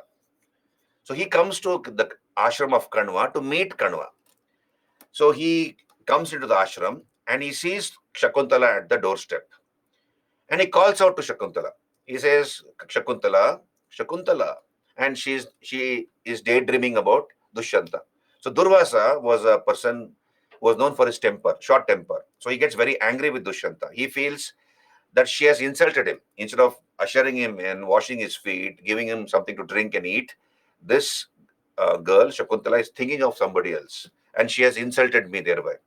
So he curses her. He curses Shakuntala. He says, what is the curse he puts on her? He says, whomever you're thinking about, understand this, whomever you're thinking about, let that person forget you. Did you understand? Whomever you're thinking about, let that person forget you. So there, what happens is, the curse has worked on Dushyanta. Dushyanta has forgotten about Shakuntala. His memory has got erased about Shakuntala. Now then she comes to her senses. Shakuntala comes to her senses and she falls at the feet of Durvasa. She starts crying and starts pleading before him to forgive her. She says, I have made a mistake. Please forgive me. Don't punish me like this. Take back your curse. So she cries and then she sincerely tells him, please take back your curse. Durvasa says, once the curse has been given, that cannot be taken back. And it definitely would work. But then I can give you a concession. Since you're Kanva's daughter, I'll give you a concession. What is a discount I can give you? If that person has given you a memento, if that person has given you a memento, and if he sees that memento, then he will remember you. He'll recall you. So she says, thank you, sir. And then she realizes Dushyanta has, after all, given her his ring finger. And if she shows that that finger ring to him, then she will remember her. So nothing to worry. Did you understand? So she feels happy that she just has to show the ring which has been presented by Dushyanta to her, and then she will recall her. There's no question of he forgetting about her. So time passes by. Dushyanta has forgotten about Shakuntala, and she's pregnant now. She's pregnant. And Kanva is very worried because Dushyanta has said that he'll come and take her to the palace and he has not turned up. So the father Kanva decides, let me send my daughter to the palace myself. So he requests one of the ashramites, one of the friends of Shakuntala, to accompany her to the palace, drop her off at the palace and come back. So Shakuntala, along with her friend, they sit in a boat. They have to cross a river to go to the palace. So both Shakuntala and her friend sit in the boat, and the boatman is rowing. And Shakuntala is very happy because she's going to at last meet her husband Dushyanta. And the boatman is rowing away, and Shakuntala is playing in the water. She has put her hand, which has the ring in one of her fingers. So she's playing in the water, and as the boat is being rowed in the river. And without her knowledge, that ring slips from her fingers. She doesn't realize it. It slips from her finger and goes into the river. And she doesn't realize this. So she reaches the palace.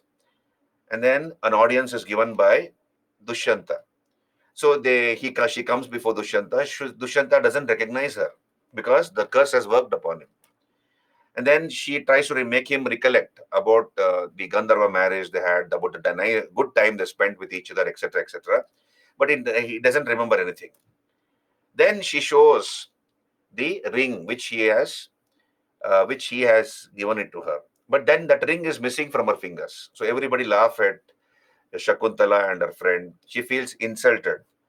And then she goes back to the palace. She goes back to the ashram. But the father, Kanva, doesn't want her back because he feels that she has brought disrepute to him. Dushyanta failed to recognize her. And then that way the daughter has brought disrepute to Kanva. So he throws her out of the ashram. So there, so she goes into the forest. She builds a small hut, and there she gives birth to a baby boy. Are you there with me? Time passes by. Time passes by. That ring, which had gone into the river, would have been swallowed by a fish. And one day, that fish is caught in a fisherman's net. And that fisherman, instead of selling that fish in the market, brings it home because it was a plumpy looking fish, tasty looking fish. He tells his wife, "You clean the fish and make some nice meal. We'll have food together."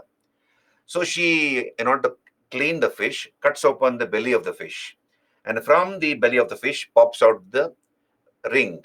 She washes the ring and she recognizes that the ring has the emblem of the king. So she shows it to the she shows that ring to her husband and tells her husband, "This ring belongs to the king, our king Dushyanta, because you have the emblem of the king on the ring." So he takes that ring and runs to the palace and shows that ring to Dushyanta. When Dushyanta sees that ring, memory is restored. He recollects Shakuntala. He remembers, Shakuntala, and then he feels very, very bad that he had ill-treated her. So he goes in search of Shakuntala to the ashram. So he goes to the ashram in search of Shakuntala, and he doesn't know. He comes to know that Father Kanva had thrown her out of the ashram. So he goes into the forest in search of Shakuntala, and there he notices a boy, a cute-looking boy, who's prized open the mouth of a tiger cub. So there's a small tiger cub. He has opened the mouth of the tiger cub and is counting the teeth of that tiger cub, and he finds it very cute. So he asked that boy, "Who is your father? You are so bold. Who is your father?" And that boy is supposed to have replied that I am the son of King Dushyanta. So as soon as the boy replies that, Dushyanta is supposed to have asked him, "Where's your mother? Take me to your mother." So the boy leads Dushyanta to his mother, that is Shakuntala, and there's a happy reunion. So husband and wife meet after a long time. This is called Abhignana Shakuntala, the recognition of Shakuntala, written by Kalidasa. This is considered to be one of the best literary pieces, not only of India, but of the world, written in the 5th century AD by Kalidasa. This is a story. Abhignana Shakuntala. Did you understand? The recognition of Shakuntala, written by Kalidasa. So this is Gandharva marriage, love marriage, meant for Kshatriyas. And then, of course, we have a special type of love marriage called Swayamvara. Swayamvara, like for example, Sita Swayamvar. Sita had already given her heart to Ram, and when Ram came before her, she put the garland on his neck. That is Swayamvar, a special type of love marriage, right? Again meant for the Kshatriyas. Then Rakshasa marriage. I'm just coming. Just let me finish the marriage part. Just hold on. Are you there with me? Interesting story. Then Rakshasa marriage. What is this Rakshasa marriage? Marriage by capture. Marriage by capture, in bracket, girl willing. Girl willing to be captured. So a clap is always from two hands, isn't it? Here, the boy wants to, kidnap the girl, and the girl is also ready to be kidnapped. That is called Rakshasa marriage. For example, Krishna kidnapped Rukmini. Krishna kidnapped Rukmini and married her. And Rukmini was also ready to be kidnapped by Krishna. Yeah, did you understand? This is Krishna. Then similarly, we have in history, in medieval India, we have this king called Prithviraj Chauhan. So he was in love with the neighboring princess, neighboring kingdom, the princess of the neighboring kingdom. Her name was Samyukta. Samyukta's father hated Prithviraj, and Prithviraj also did not like the father of Samyukta, that is Jayachandra. They were sworn enemies. But then the daughter was head over heels in love with Prithviraj. So Prithviraj Chauhan kidnapped Samyukta, and Samyukta also was ready to be kidnapped. So that is called Rakshasa, marriage by capture, in bracket girl willing, meant again for the Kshatriyas, right? Then Asura marriage, meant for the Vaishyas, I believe. That is marriage by purchase of the groom or the bride, meant for the Vaishyas. Marriage of marriage by purchase of either the groom or the bride, meant for the Vaishyas. For example, let us say there's a very, very rich boy, but then he has got a lot of problems, physically, mentally, etc. He's got a lot of ailments. Nobody's ready to marry him, but then he's got the money with him. So his family will get him married to, let us say, a very poor girl, but a very beautiful girl. So that is called Asura marriage. Or similarly, there's a girl and she's physically not good looking at all. She's got a lot of disease, let us say, but then she's very, very rich. And for the money, somebody will marry her. Some boy will, she will be married to another boy. He may be a very poor fellow, but attracted by her wealth. Like that. This is called Asura marriage, meant for Vaishyas. And Paishacha, marriage by abduction, seduction, by force, by kidnapping, etc., meant for the Shudras, I believe. So these are meant for the Shudras. These are the 8 forms of marriages. Okay. So Brahma, Daiva, Arsha, Prajapatya, meant for the Brahmins. Then Gandharva, Asura, Rakshasa, Paisacha, meant for the other 3 sections of the society. And lastly, again related to marriage, we have Anulom Pratilom. Understand one more part? Anulom Pratilom. Let me explain to you what is Anulom Pratilom marriage. What is Anulom? Understand this. Make a chart like this. Anulom Pratilom. So here, this is the boy and this is the girl, and make another chart. Just hold on, another column. And the child born to such a couple. Now look here. The boy is a Brahmin. Understand this. The boy is a Brahmin. The girl is a Shudra. Let's say the girl is a Shudra.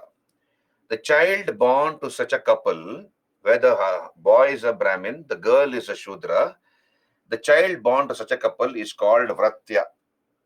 Vratya. What is Vratya? Half fallen. Half fallen. That is half fallen in society. Half fallen. What is Pratilom? Pratilom is Ulta. Boy is, let's say, a Shudra. Boy is a Shudra. Girl is a Brahmin. The child born to such a couple was called Chandala.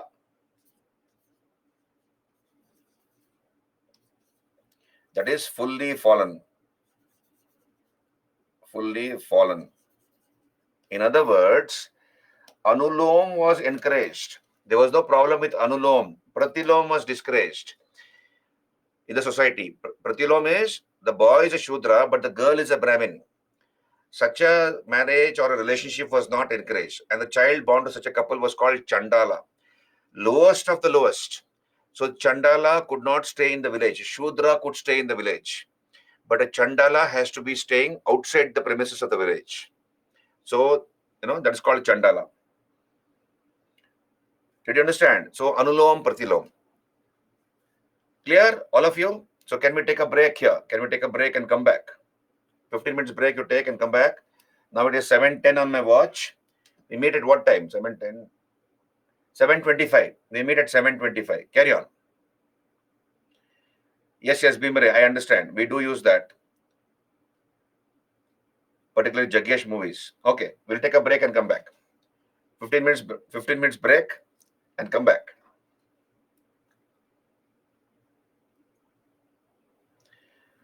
Shudra is the lowest category.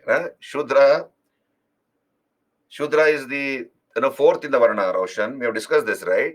Brahmana, Kshatriya, Vaishya, Shudra. Okay, so take a break, 15 minutes break and come back.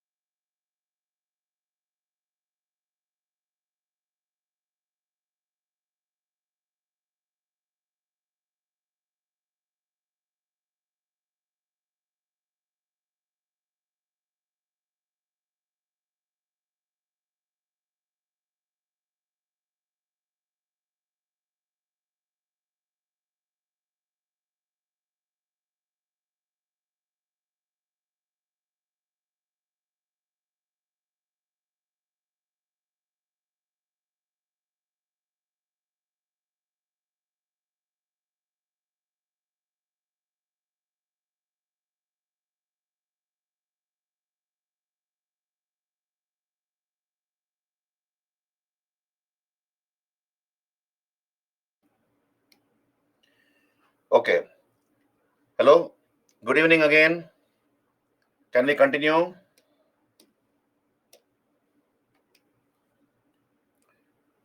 Zainab, good evening.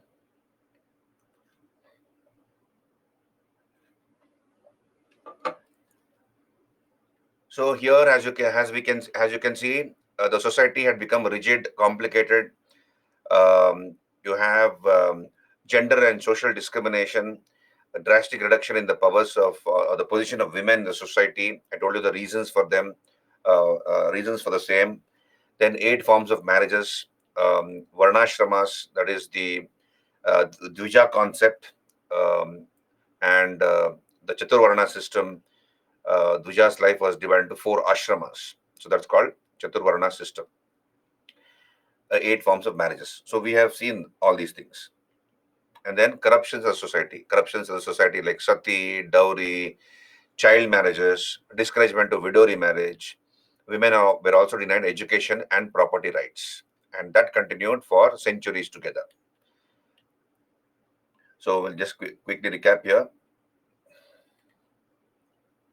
Society of the later Vedic period. So Chaturvarna system, Brahmana, Kshatriya, Vaishya, Shudra. Then the word Shudra never appears in the Rig Veda except one time in the Purusha Sukta hymn. Professional mobility, social intermixing were checked. Your social and gender discrimination. Then social subordination of women. Then social evils such as sati, ban on widow remarriage, prevalence of child marriage. All these things began. Pumsamana ritual began to be conducted for a male child. So here, by performing this ritual, a pregnant woman could expect a male child. So this was a ritual called Pumsamana ritual, which was done. And slowly we have the assertion of the Brahmins.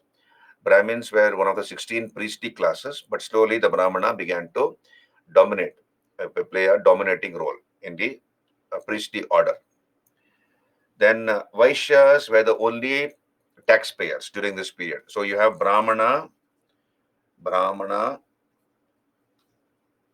Kshatriya or Rajanya, Vaishya, and Shudra. The only person who paid taxes was the Vaishya. Nobody else paid taxes to the government or the state. So he was the principal taxpayer.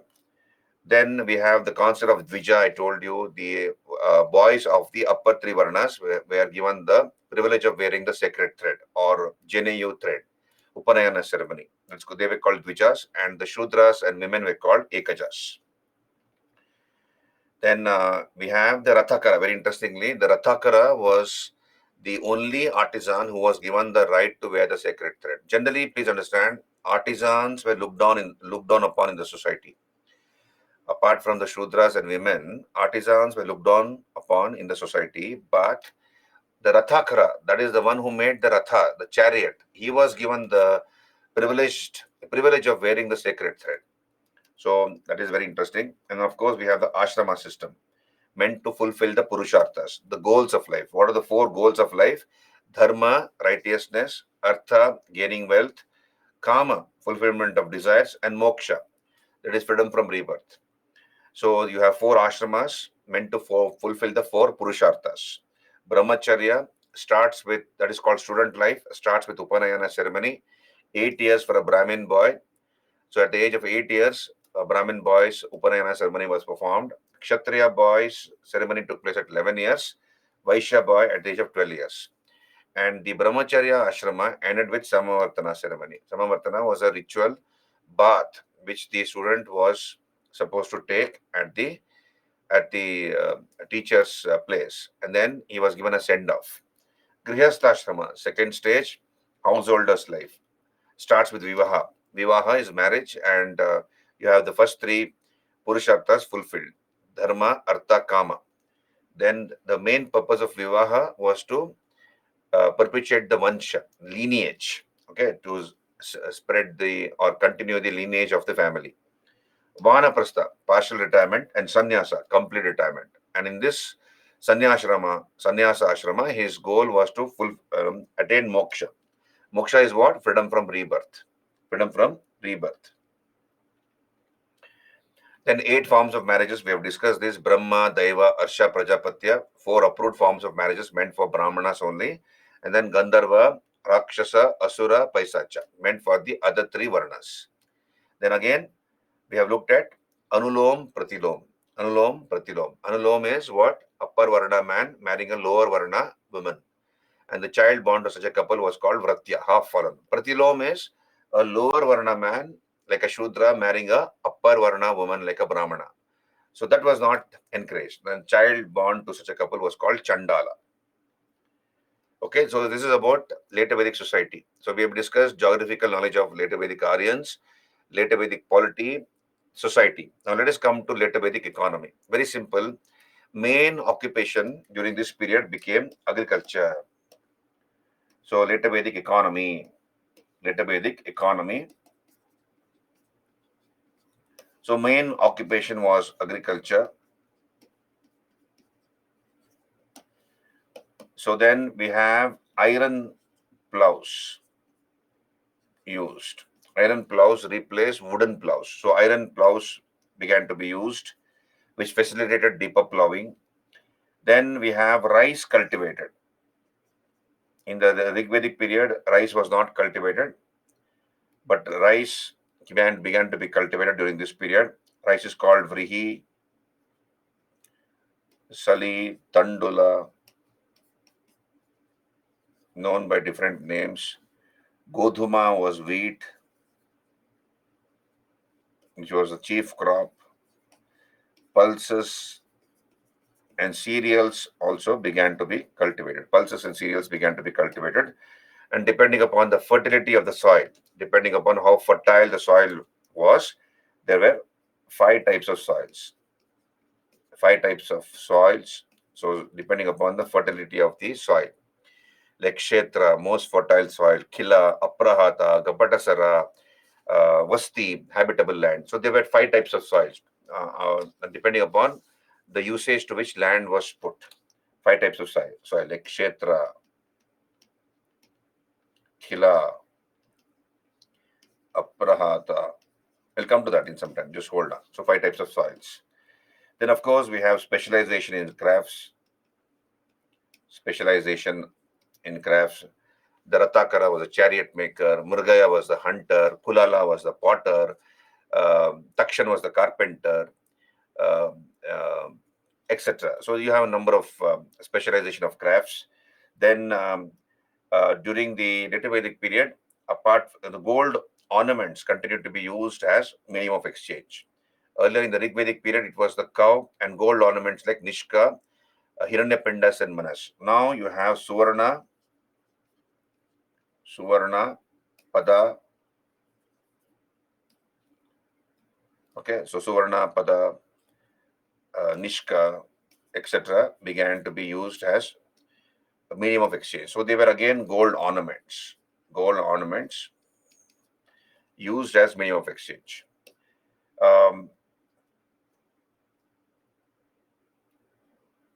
Right?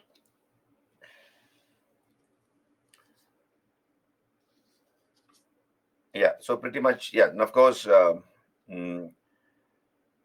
this is about later Vedic economy. So agriculture becomes the main occupation during this period. On your screen, you can see here, agriculture becomes the main occupation. It was an agrarian economy, growth of iron technology, fertility of the Indo-Gangetic basin. So agriculture was performed or practiced in the Ganga Yamuna basin, which was a very fertile area. Then you have iron plows and plowshare, which was used in place of wooden plows and plowshare. Iron plows facilitated deeper plowing, right? Then iron is called Krishnaya Shamayas.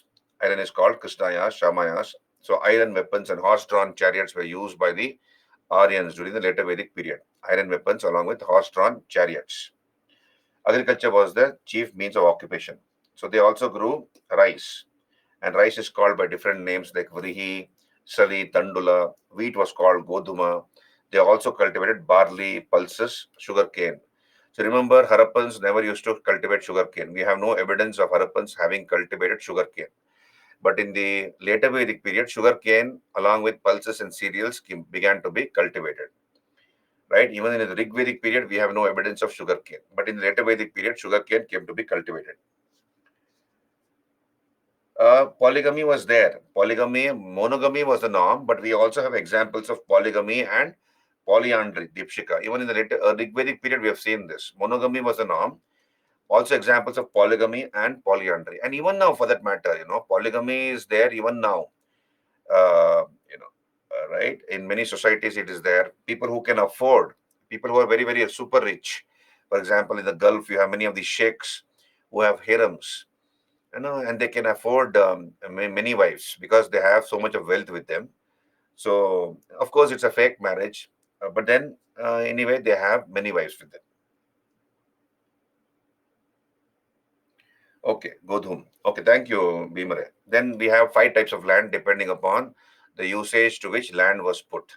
Kshetra, most fertile type of land. Kila was wasteland. Aprahata, forest land. Gapatasara, pasture land, that is grasslands. And Vasti, habitable land, where you build your houses and stay. Vasti. So 5 types of lands are mentioned. Then we have different types of artisans, craftsmen, like Takshan was the carpenter, Vapta or Vaptri was the barber, Dhanvakrit was the bowmaker, Bishaka was the medicine man, Karmara, ironsmith, Kulala was a potter, Mrugaya was a hunter. So we have specialization in crafts. Then you have agriculture performed in the Ganga Yamuna basin. Shatamana, Suvarna, Pada were gold ornaments used as coins. They were gold ornaments. So you have no coinage even during the later Vedic period. So Shatamana, Suvarna, Pada, apart from Nishka and Krishnala. Kusidin was the moneylender. And the first cities to emerge in the Indo-Gangetic plains were Hastinapur and Kaushambi. So you please understand, civilization was spreading from west towards the east. So Aryans came from the northwest, via Iran, Afghanistan, they entered India. So here civilization was spreading from the west towards the east. So Punjab and Haryana, Western UP, Eastern UP, like Kaushambi, Bihar, Northern Bihar, North Bihar. So this is how civilization fails, like Vaideha.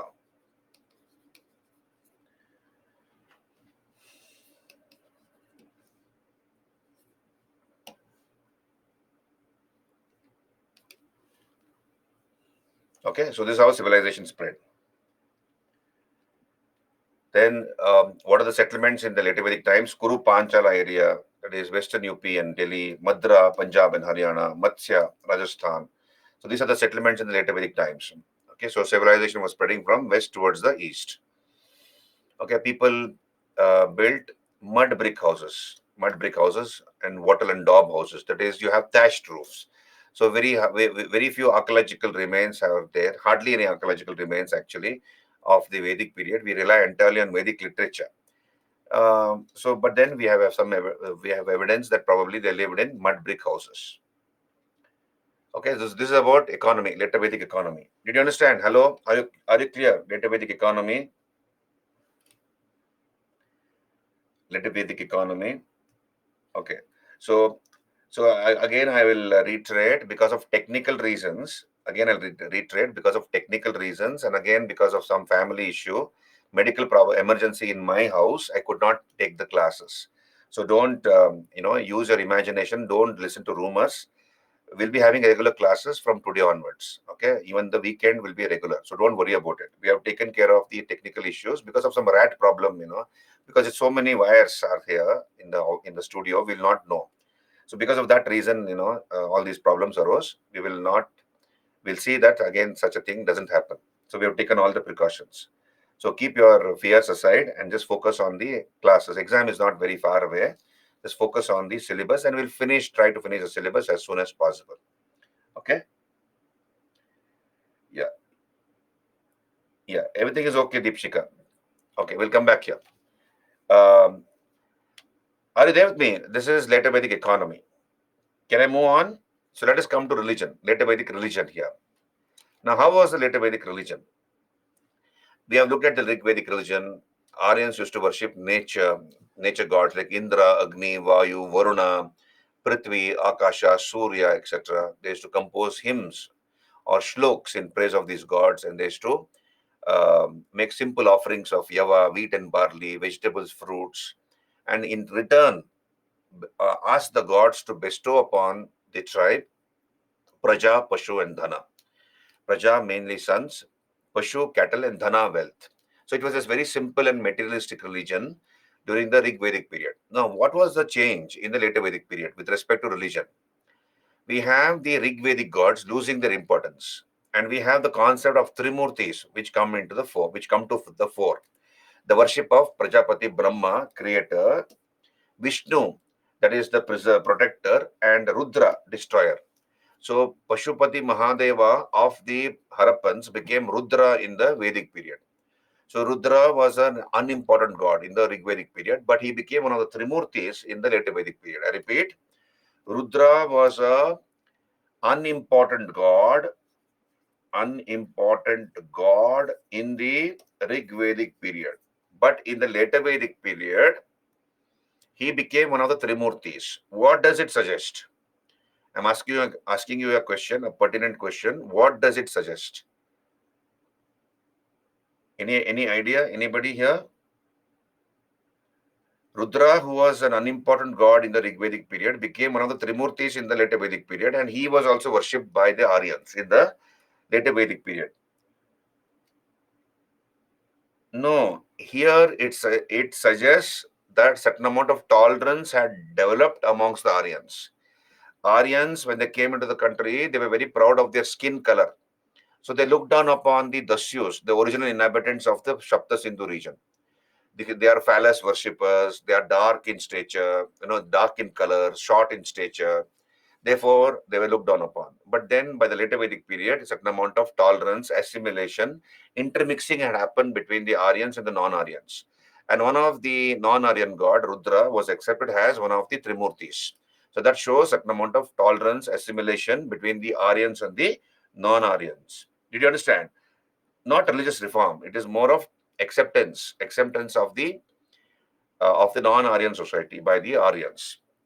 So that's what it suggests. So you have the concept of Trimurtis. You have emphasis on elaborate rituals and sacrifices of animals. So religions became complex. Understand this? Religion became complex. Um, it became costly. Religion became costly, complex, and unintelligible. Unintelligible. That is, all the instruction was in Sanskrit. And Sanskrit was not the language of the masses. Sanskrit was the language of the shishtas, that is, the elite sections of society. It was not the language of the masses. So religion had become costly, complex, and unintelligible. People were not able to understand Sanskrit, and it had become costly and complex because of emphasis on elaborate rituals and sacrifices. In other words, the Vedic religion was not able to satisfy the spiritual yearnings of a common man. So common man has so many problems, and he will go and tell that problem to the priest, to the pujari, to the purohit. And the purohit, instead of giving him a simple solution, will suggest complex rituals and sacrifices to be performed. Let us say feed 500 people, 1,000 people. You sacrifice this many animals and you perform these rituals, then all your problems will be solved automatically. But then the common man could not afford all these performance of these rituals and sacrifices. So the Vedic religion had become costly, complex, and unintelligible. And please understand, even before Buddha and Mahavira came onto the scene, we have within the Vedic religion the Upanishadic teachers. So we have the Upanishadic teachers. Upanishadic teachers. They were the earliest critics of the Vedic religion. They criticized the corruptions which are crept into the Vedic religion. Some of these sages contemplated about the Vedic religion. They went to the forest and they contemplated about life. Is it necessary to perform these elaborate and costly rituals and sacrifices of animals? Is it necessary at all? And they came to the conclusion that all this is not necessary. What is required is simple living and high thinking. Simple living and high thinking. So these are the Upanishadic teachers. They are also called Shramanas. These Upanishadic teachers are also called Shramanas. They were the earliest critics of the Vedic religion. That is the corruptions against the Vedic religion. So even before Buddha and Mahavira criticized these corruptions, within the Vedic religion, there was a backlash. And these are the Upanishadic teachers. So you have the concept of Trimurtis, as you can see, Brahma, Vishnu, and Rudra. And please understand, the concept of Shiva comes only during the Gupta period. So what we now call a god as Shiva, that concept comes in the Gupta period. So Pashupati Mahadeva became Rudra, and Rudra later became Shiva by the Gupta period, right? So emphasis was on elaborate sacrifices and complex rituals. The object of prayer became non-materialistic and speculative. That is, we have the immediate necessity was taken care of: food, clothing, shelter. In the Rigvedic religion, what did the people ask? They made offerings of wheat and barley, that is yava, vegetables, fruits, and in return they asked for praja, pashu, dhana. So please understand, during those days, life was nomadic in nature. So food, clothing, shelter, they asked for food, clothing, and shelter. Now, all these things had been taken care of. Food, clothing, shelter had been taken care of. It was a much more comfortable life because agriculture was the main occupation. So it was much more comfortable. And they had already generated a surplus. Whatever they had grown had been stored in pots in the granaries. And then life was much more comfortable. So here the concept of moksha comes into existence in the later Vedic period. Religion becomes non-materialistic and speculative in nature. What is moksha? That is salvation. In other words, freedom from rebirth. If you are born on this earth, you have to go through the ups and downs of life. It is part of life. So freedom from rebirth. You don't want to be born. Freedom from rebirth. Moksha means freedom from rebirth. You don't want to be born on this earth because don't want to go through the ups and downs of life. So the main purpose of religion became moksha, freedom from rebirth during the later Vedic period. Okay, so moksha. And of course, Brahmins were one of the 16 classes of priests, but then slowly they had become very, very powerful. The most important priests were the Brahmins now. So monopoly of the Brahmins had been established by this time. So who are the chief priests? You can see on your screen, Hotri. So if you have noticed a Havan or a yagna being performed or a sacrifice being performed. So you let us say this is the Yagna Kund. This is the Yagna Kund. This is the fire. Okay, this is the fire. And you have so many priests sitting. No, there's one priest sitting here, another priest sitting here. Okay, so there are so many priests sitting around the Yagna Kund, right? So one person is making offering into the fire. Is putting honey, milk, pulses, cereals, etc., into the fire. But some people are only chanting mantras. So depending upon who did what, we have different types of priests. For example, Hotri priest. Hotri priest was the invoker. He was invoking the gods. He will chant the mantras and invoke the gods, pray to the gods to intervene, to bless the sacrifice. And he recited mantra from the Rig Veda. The Hotri priest recited mantras from the Rig Veda. The Advaryu, executor, he was the executor of the sacrifice. He recited mantras from the Yajurveda. Then Udgatri was the singer. He chanted mantras from the Samaveda. And Brahmana was the overall supervisor.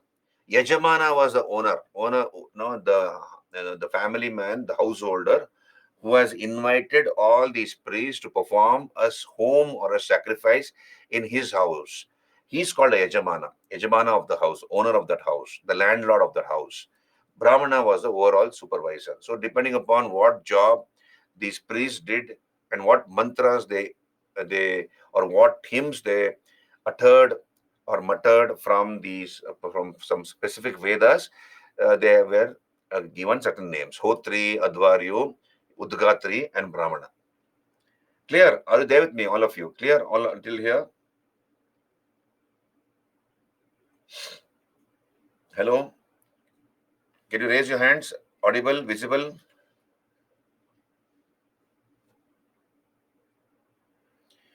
Okay.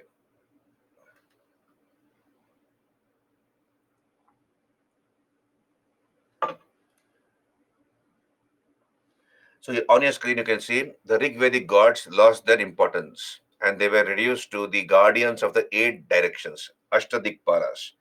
Ashtadikpalas. Ashta is 8, And Dikpala is guardians of the 8 directions.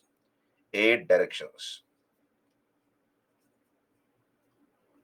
For example, Kubera is the god of the north. So he takes care of the northern direction, Kuber. South is Yama. So if you have noticed among Hindus, if somebody has died in the family, grandparents or great grandparents have died, generally you put the photo of the deceased person, the person who has passed away, in the southern wall of the house, the southern corner of the house, southern wall, because that is the direction of Yama, southern direction. So even now that is followed. People who know about these things, and the traditionalists. So southern corner Yama. Then east Indra. Indra is the guardian of the eastern direction. Indra was the most important god in the Rigvedic period, but now he is doing the duty of guarding the eastern direction. Northeast is Soma. Northeast is Soma. Southeast is Agni. That's where the kitchen is supposed to be there. Northwest is Vayu. West is Varuna. Southwest is Surya. So these are the Rigvedic gods who were reduced to the guardians of 8 directions. And even now, they are doing that job. They have not got promotion from the later Vedic period. They have been doing this job. The Rigvedic gods. Are they with me? So they have got a fixed position without any promotion.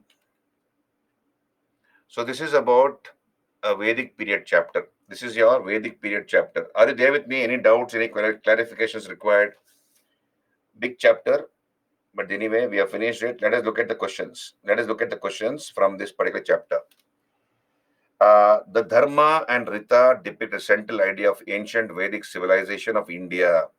In this context, consider the following statements. This was a 2011 question.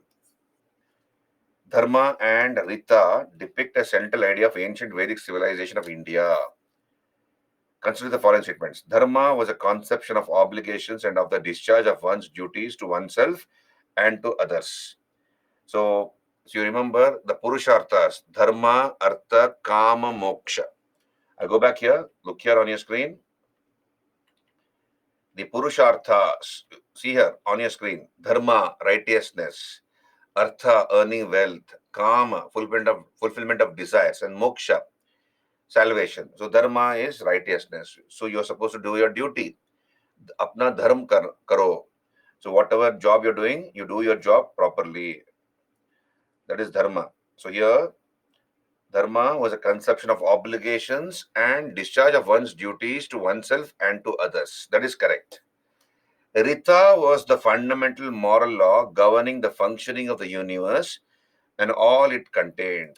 So Rita, fundamental moral law governing the functioning of the universe and all it contained. So this is also correct.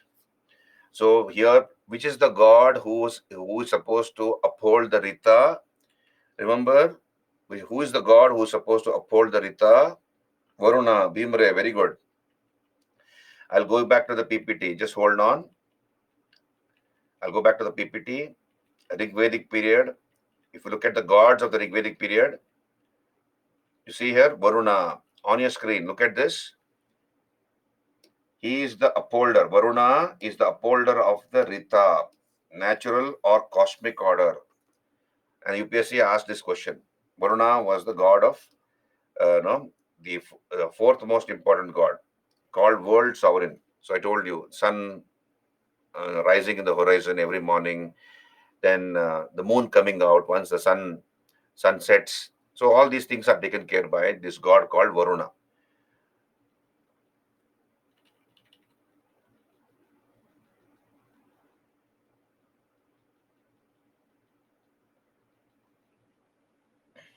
Okay, so Rita was a fundamental moral law governing the functioning of the universe and all it contained. So which of the statements given above are correct? Both 1 and 2 are correct. C is the answer. Then 2012 question.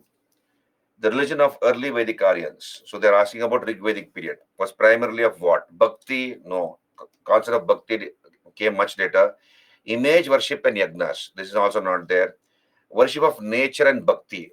Again not there. Worship of nature and yagnas. This is the answer. Worship of nature and yagnas. Right? Hello? Are you there with me? So this C is the answer for this. Then 2017 question. With reference to the difference between the culture of Rigvedic Aryans and Indus Valley people, which of the following statements are correct? Okay, so they're asking about Rigvedic Aryans and Indus Valley people.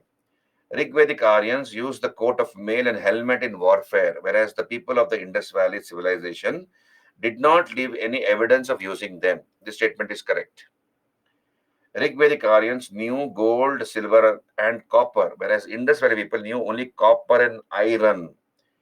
Second statement, is it correct or not? Roshan, why no? Roshan is correct. Why no, Roshan? Sakshi also is correct. Indus Valley people knew only copper and iron. They did not know about iron. They knew about copper. Therefore, automatically this statement is wrong.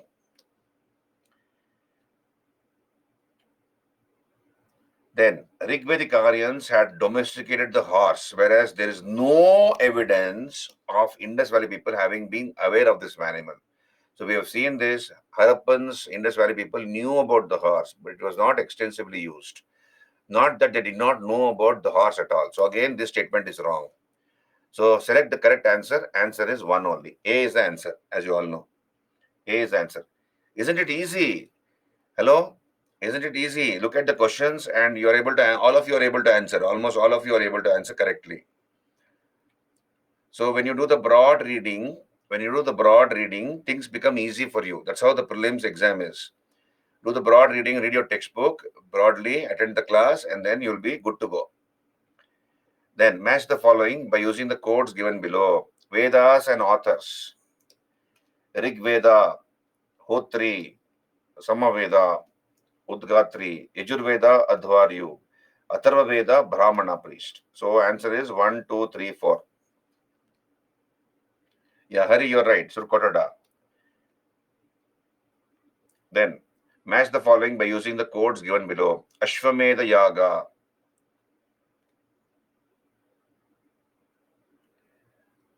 No, there was no image worship, Bhimare. There was no image worship during those days. Nature worship was there, Bhimare. Nature worship was there. So Ashwamedha Yaga. So Trimurti concept also came into existence much, in the later Vedic period. Ashwamedha Yaga to conquer the neighboring territories. Rajasuya Yaga to attain divinity. That is the royal consecration ceremony, coronation of the king. That's called Rajasuya Yaga. Vajpaya Yaga for the king to get the title of Samrat. Okay, then Hiranyagarbha Yaga to commemorate a victory, to celebrate a victory. So that is the answer.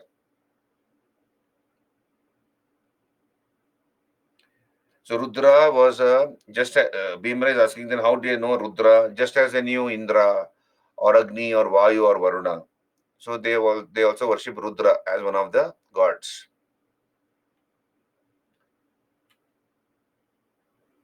Bhimre, are you there with me? Then which of the following is incorrectly matched? Which of the following is incorrectly matched? So the names of rivers. So Jhelum, Chenab, Ravi, Bia, Satlaj. So Chenab, Asikini, that is correct. Jhelum, Vitasa. Satlaj is Satudri. Ravi is Parushni, not Vipasa. Ravi should have been Parushni, isn't it? Parushni is the name of Ravi in the Rig Veda, not Vipasa. Vipasa is Bias, not Ravi. So which is incorrectly matched? This is a UPSC question. This is a UPSC question. No, the year is missing. Hari, Ekajas are those people who were not given the privilege of wearing the sacred thread, Upanayana ceremony. So Shudras and women were denied the right to wear the sacred thread. So they are called Ekajas. They have only one birth. They are half animal, half human till they die. Whereas the Dvijas, once the Upanayana ceremony is performed, they become fully human. That is Brahmana, Kshatriya and Vaishya boys. Did you understand, Hari?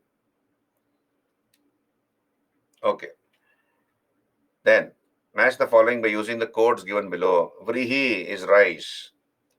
Yava, wheat and barley. Aya, copper and bronze. Ayas, isn't it? Langala is the plow. So that is the match. Gunjan, today 8:30 webinar is there. 8:30 you have a webinar. I think 8:30. Yeah, 8:30 you have a webinar. So maybe I'll stop 10 minutes early because you have a webinar. Is it required? Let me know. 5-10 minutes early I can leave. You have a webinar at 8:30. Hello. Yes, you have a webinar. Okay. Okay. 10 minute जल्दी छोड़ देंगे. Let's finish this. Match the following by using the codes given below. Okay. I understand, Bhimre. I understand. You might have to sit for another 2 hours after this. Not easy. So I understand. So that you're relaxed and you can eat your food also. So match the following by using the codes given below. I don't know what subject the webinar is on. I'm not very sure about that. But there is a webinar at 8:30. So match the following. Asura marriage. What is Asura marriage? So Brahma, Daiva, Arsha, Prajapatya. Asura marriage is marriage by purchase. Arsha is marriage with a bride price of a cow and a bull, isn't it? Then Rakshasa, marriage by capture, girl willing. Marriage by capture, girl willing to be captured. And Paisacha, marriage by abduction. Marriage by abduction. So this is the various types of marriage. Okay. Then look at the question here. Mains question. Look at the mains question here. 2023, last year's question there was 250 words, 15 marks question. What are the main features of Vedic society and religion? Do you think some of the features are still prevailing in Indian society? What are the main features of Vedic society and religion? Okay. So, do you think some of the features are still prevailing in Indian society? They're asking you. So, let us answer this question. So, Vedic society.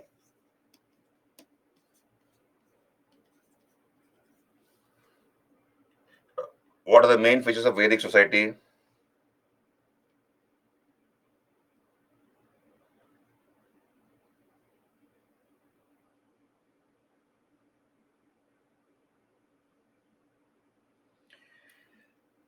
Society. We'll come back here. Roshan, I did not get you. So don't need time, sir, because syllabus is not it's not very clear, Roshan, what you're trying to tell me. So let us answer this question. Let us talk about the society part here.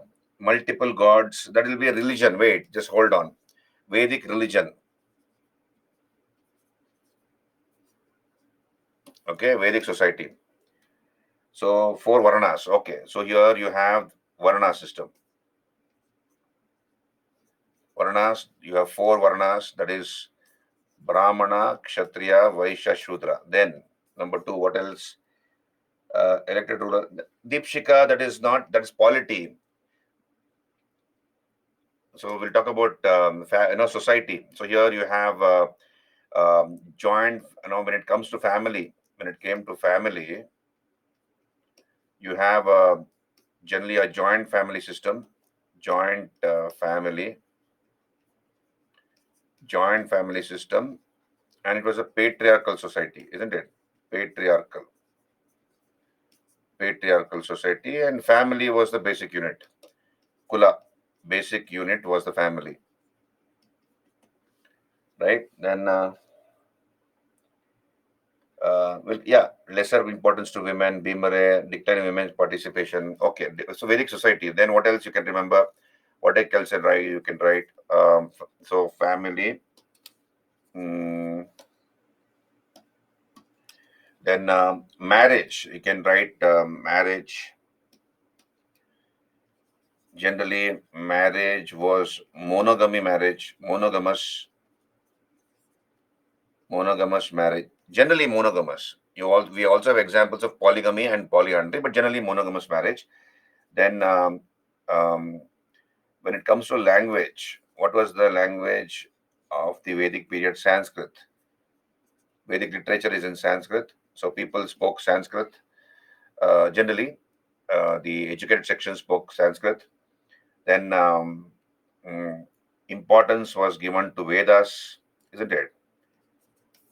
Importance was given to Vedas. So So everything was derived from the Vedas. So importance given to Vedas.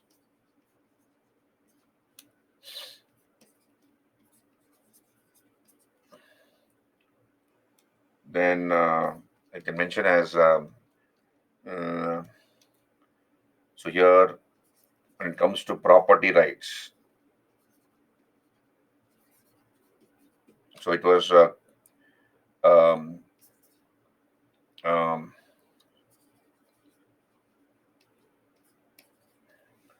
so community was the one. Um, then of course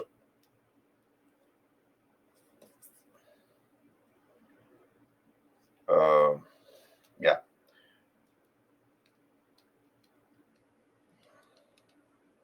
Okay. Then religion. What about religion? So Vedas are the source. Vedas are the source of all religion. Vedas are the source of the Vedic religion. Number two is, of course, it was a, a polytheistic religion. You can call it as naturalistic polytheism. They worship nature, and they were different gods they worshipped. So naturalistic polytheism. And of course, you have emphasis given to rituals and sacrifices. Rituals and sacrifices. Emphasis was given on that.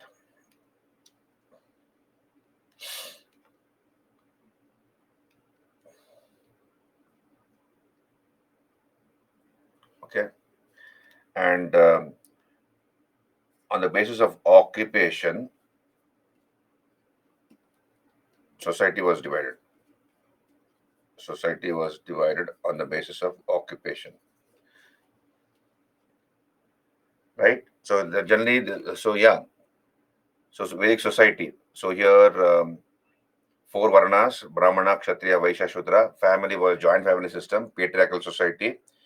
Family was the basic unit called Kula. Marriage was generally monogamous. Language was Sanskrit. Importance was given to Vedas.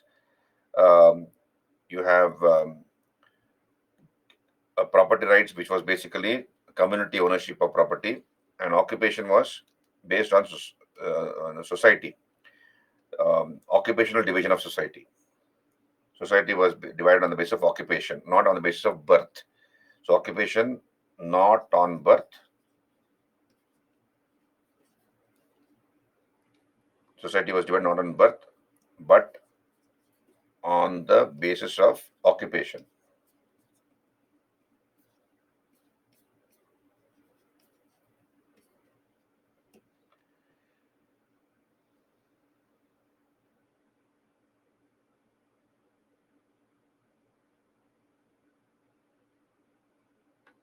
Yeah, Roshan, don't worry, Roshan. I understand, Roshan. Don't worry about it. 5-10 minutes. If I leave early, because you also have a 2 hour webinar, no, it can stretch up to 2 hours. So there are many people who might want to eat their lunch or dinner rather. Many people may be staying in hostels. They may be having a fixed time. So therefore, if they miss that 10 minutes break, they might miss their dinner. So you understand that. I'll make it up. Don't worry, Roshan. 5-10 minutes will not make much of a difference. Roshan says every 5 minutes late. Don't worry about it. Just focus on the class now, Roshan. Don't worry about it. Vedic religion, Vedas are the source, naturalistic polytheism, rituals and sacrifices, given a lot of importance. Vedic religion, right? So this is about the Vedic society and religion. Now, what is the question here? Next part. Do you think some of the features are still prevailing in Indian society? Sixth and seventh, proper. No, that is um, community owned the property here. In the Vedic society, it was communal ownership of property. You don't have personal property, isn't it? Community as such owned the property, right? And society was divided not on the basis of birth, but on the basis of occupation, occupational division of society.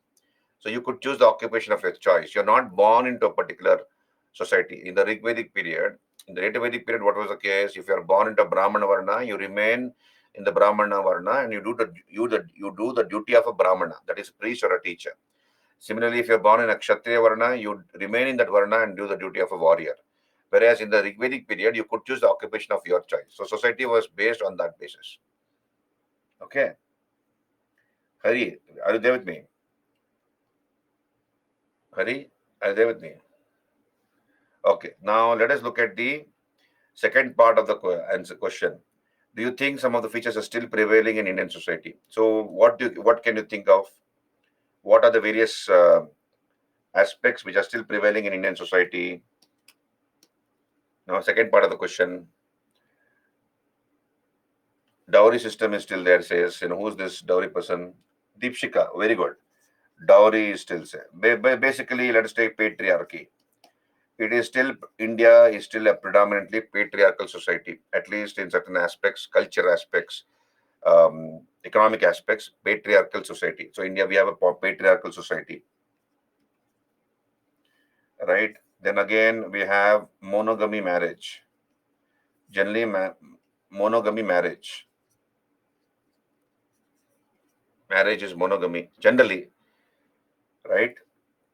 See, rules of society doesn't apply to a very poor man or a very, very rich man. If you notice it from bygone times, it is the case. Rules of society don't apply to a very, very rich man or a very, very poor person. It applies to the middle class, right? If you are a very, very rich person, whatever you do, you are not bothered what the society thinks of you because you have the money and the wealth with you. You can do whatever you want. Or very poor person, even if he does something against the society, nobody will be bothered because you say he's a very poor fellow. He doesn't have any rules of the society, so anything he can do is okay, right? You might look down upon that person. That's how it is. So patriarchal society, monogamous marriage. What can you think of else? Joint family tradition, caste discrimination. Okay. So then, of course, we have polytheism. One is polytheism. We worship many gods even now. Then agriculture is the main occupation in India. Agriculture. Okay, so agriculture became the main occupation during the Vedic period. Even now, it remains the main occupation uh, of people in India. Most of the people do agriculture. Polytheism is there, worship of many gods. Then what else? Sacrifices in rural areas. Uh, okay. Then of course, okay, this is pretty much the same thing. For patriarchal society, monogamous marriage, polytheism, agriculture. Okay. And more, of course, okay. So here, joint family system. One more thing you can write is joint family system. Of course, things are changing, but joint family system is there to a large extent in many parts of India in various societies. Caste system, okay. Nature worship, I try.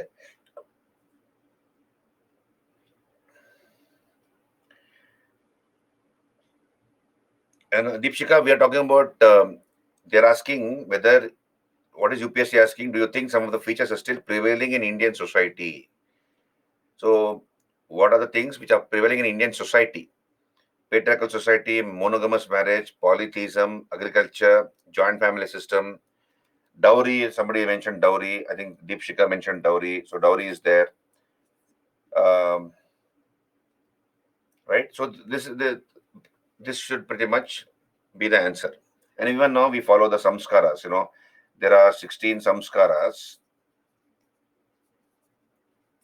Even now, that is follows. That is from birth till death. A number of samskars are followed. For example, birth ceremony, birth ceremony, birth ceremony. Okay, that is what you call garbhadana. Garbhadana is conception. Garbhadana. Garbhadana ceremony. Then Pumsavana. Pumsavana. Pumsavana is what? Celebrating the fetus. Pumsavana is Garbhadana, Pumsavana, celebrating the fetus.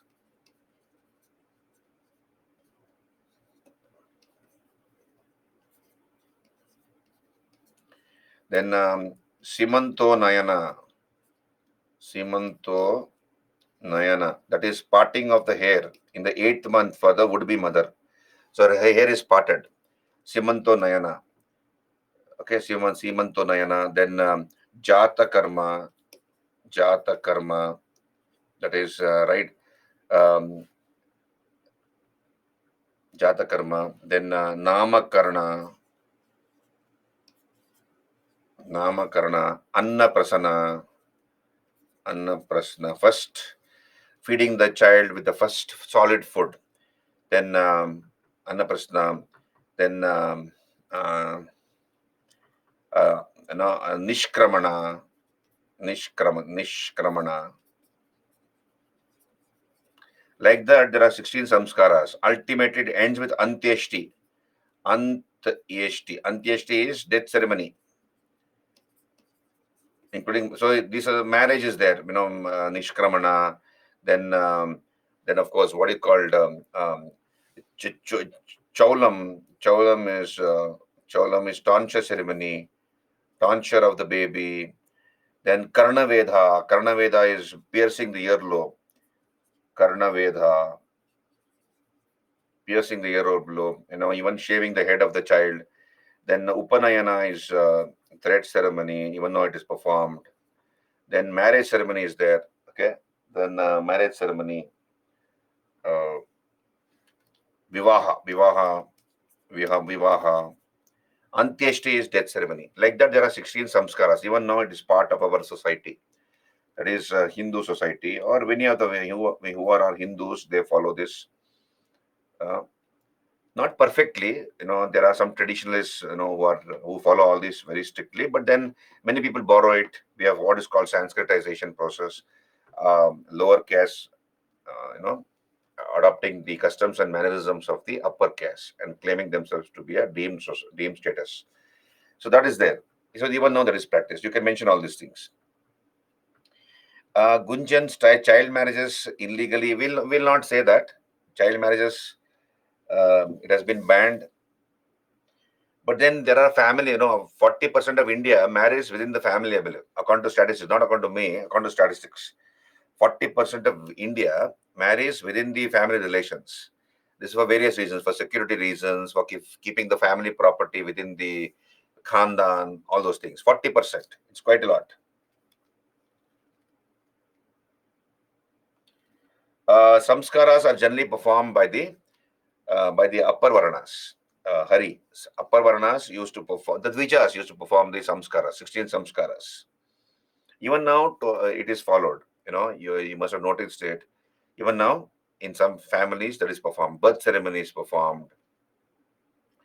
Okay, some important ones are performed. Not everything is performed. First, Anna Prasana, first outing of the child. The child is taken out of the house and shown the sun, the outside. All those, that is on even now followed. Okay, I think I have another 10 minutes to go. We'll stop here. This is the end of this chapter. I'll give you a break. You have a webinar at 8:30. So you have your dinner and you attend your webinar. We'll continue. We'll start the new chapter tomorrow. Okay, you carry on. So this is your Vedic period. We'll start tomorrow. We'll start with pre-Maurya period and then do Maurya period. So we'll cover 2 chapters tomorrow, pre-Maurya and Maurya. Okay, so carry on. So this week I'll finish Ancient India. Today is Monday. So tomorrow I should finish pre-Maurya and Maurya. Day after tomorrow, post-Maurya, then Gupta, post-Gupta. So by Friday, I should be able to finish more Ancient India, mostly Ancient India. About 90% of Ancient India I should be able to finish by Friday. So next Monday, we'll finish Ancient and start with Medieval. So carry on. You have a good night's sleep after the webinar. We'll meet tomorrow. Thank you. I'm logging out. Arun, just mail me. You mail me, we'll discuss about optional history. Nature worship at tribals. Nowadays, yeah, you can. Nature worship at tribals. Among tribals, nature worship is there even now. That can be mentioned. No problem. Deepshika. Okay. Thank you. Carry on. Good night.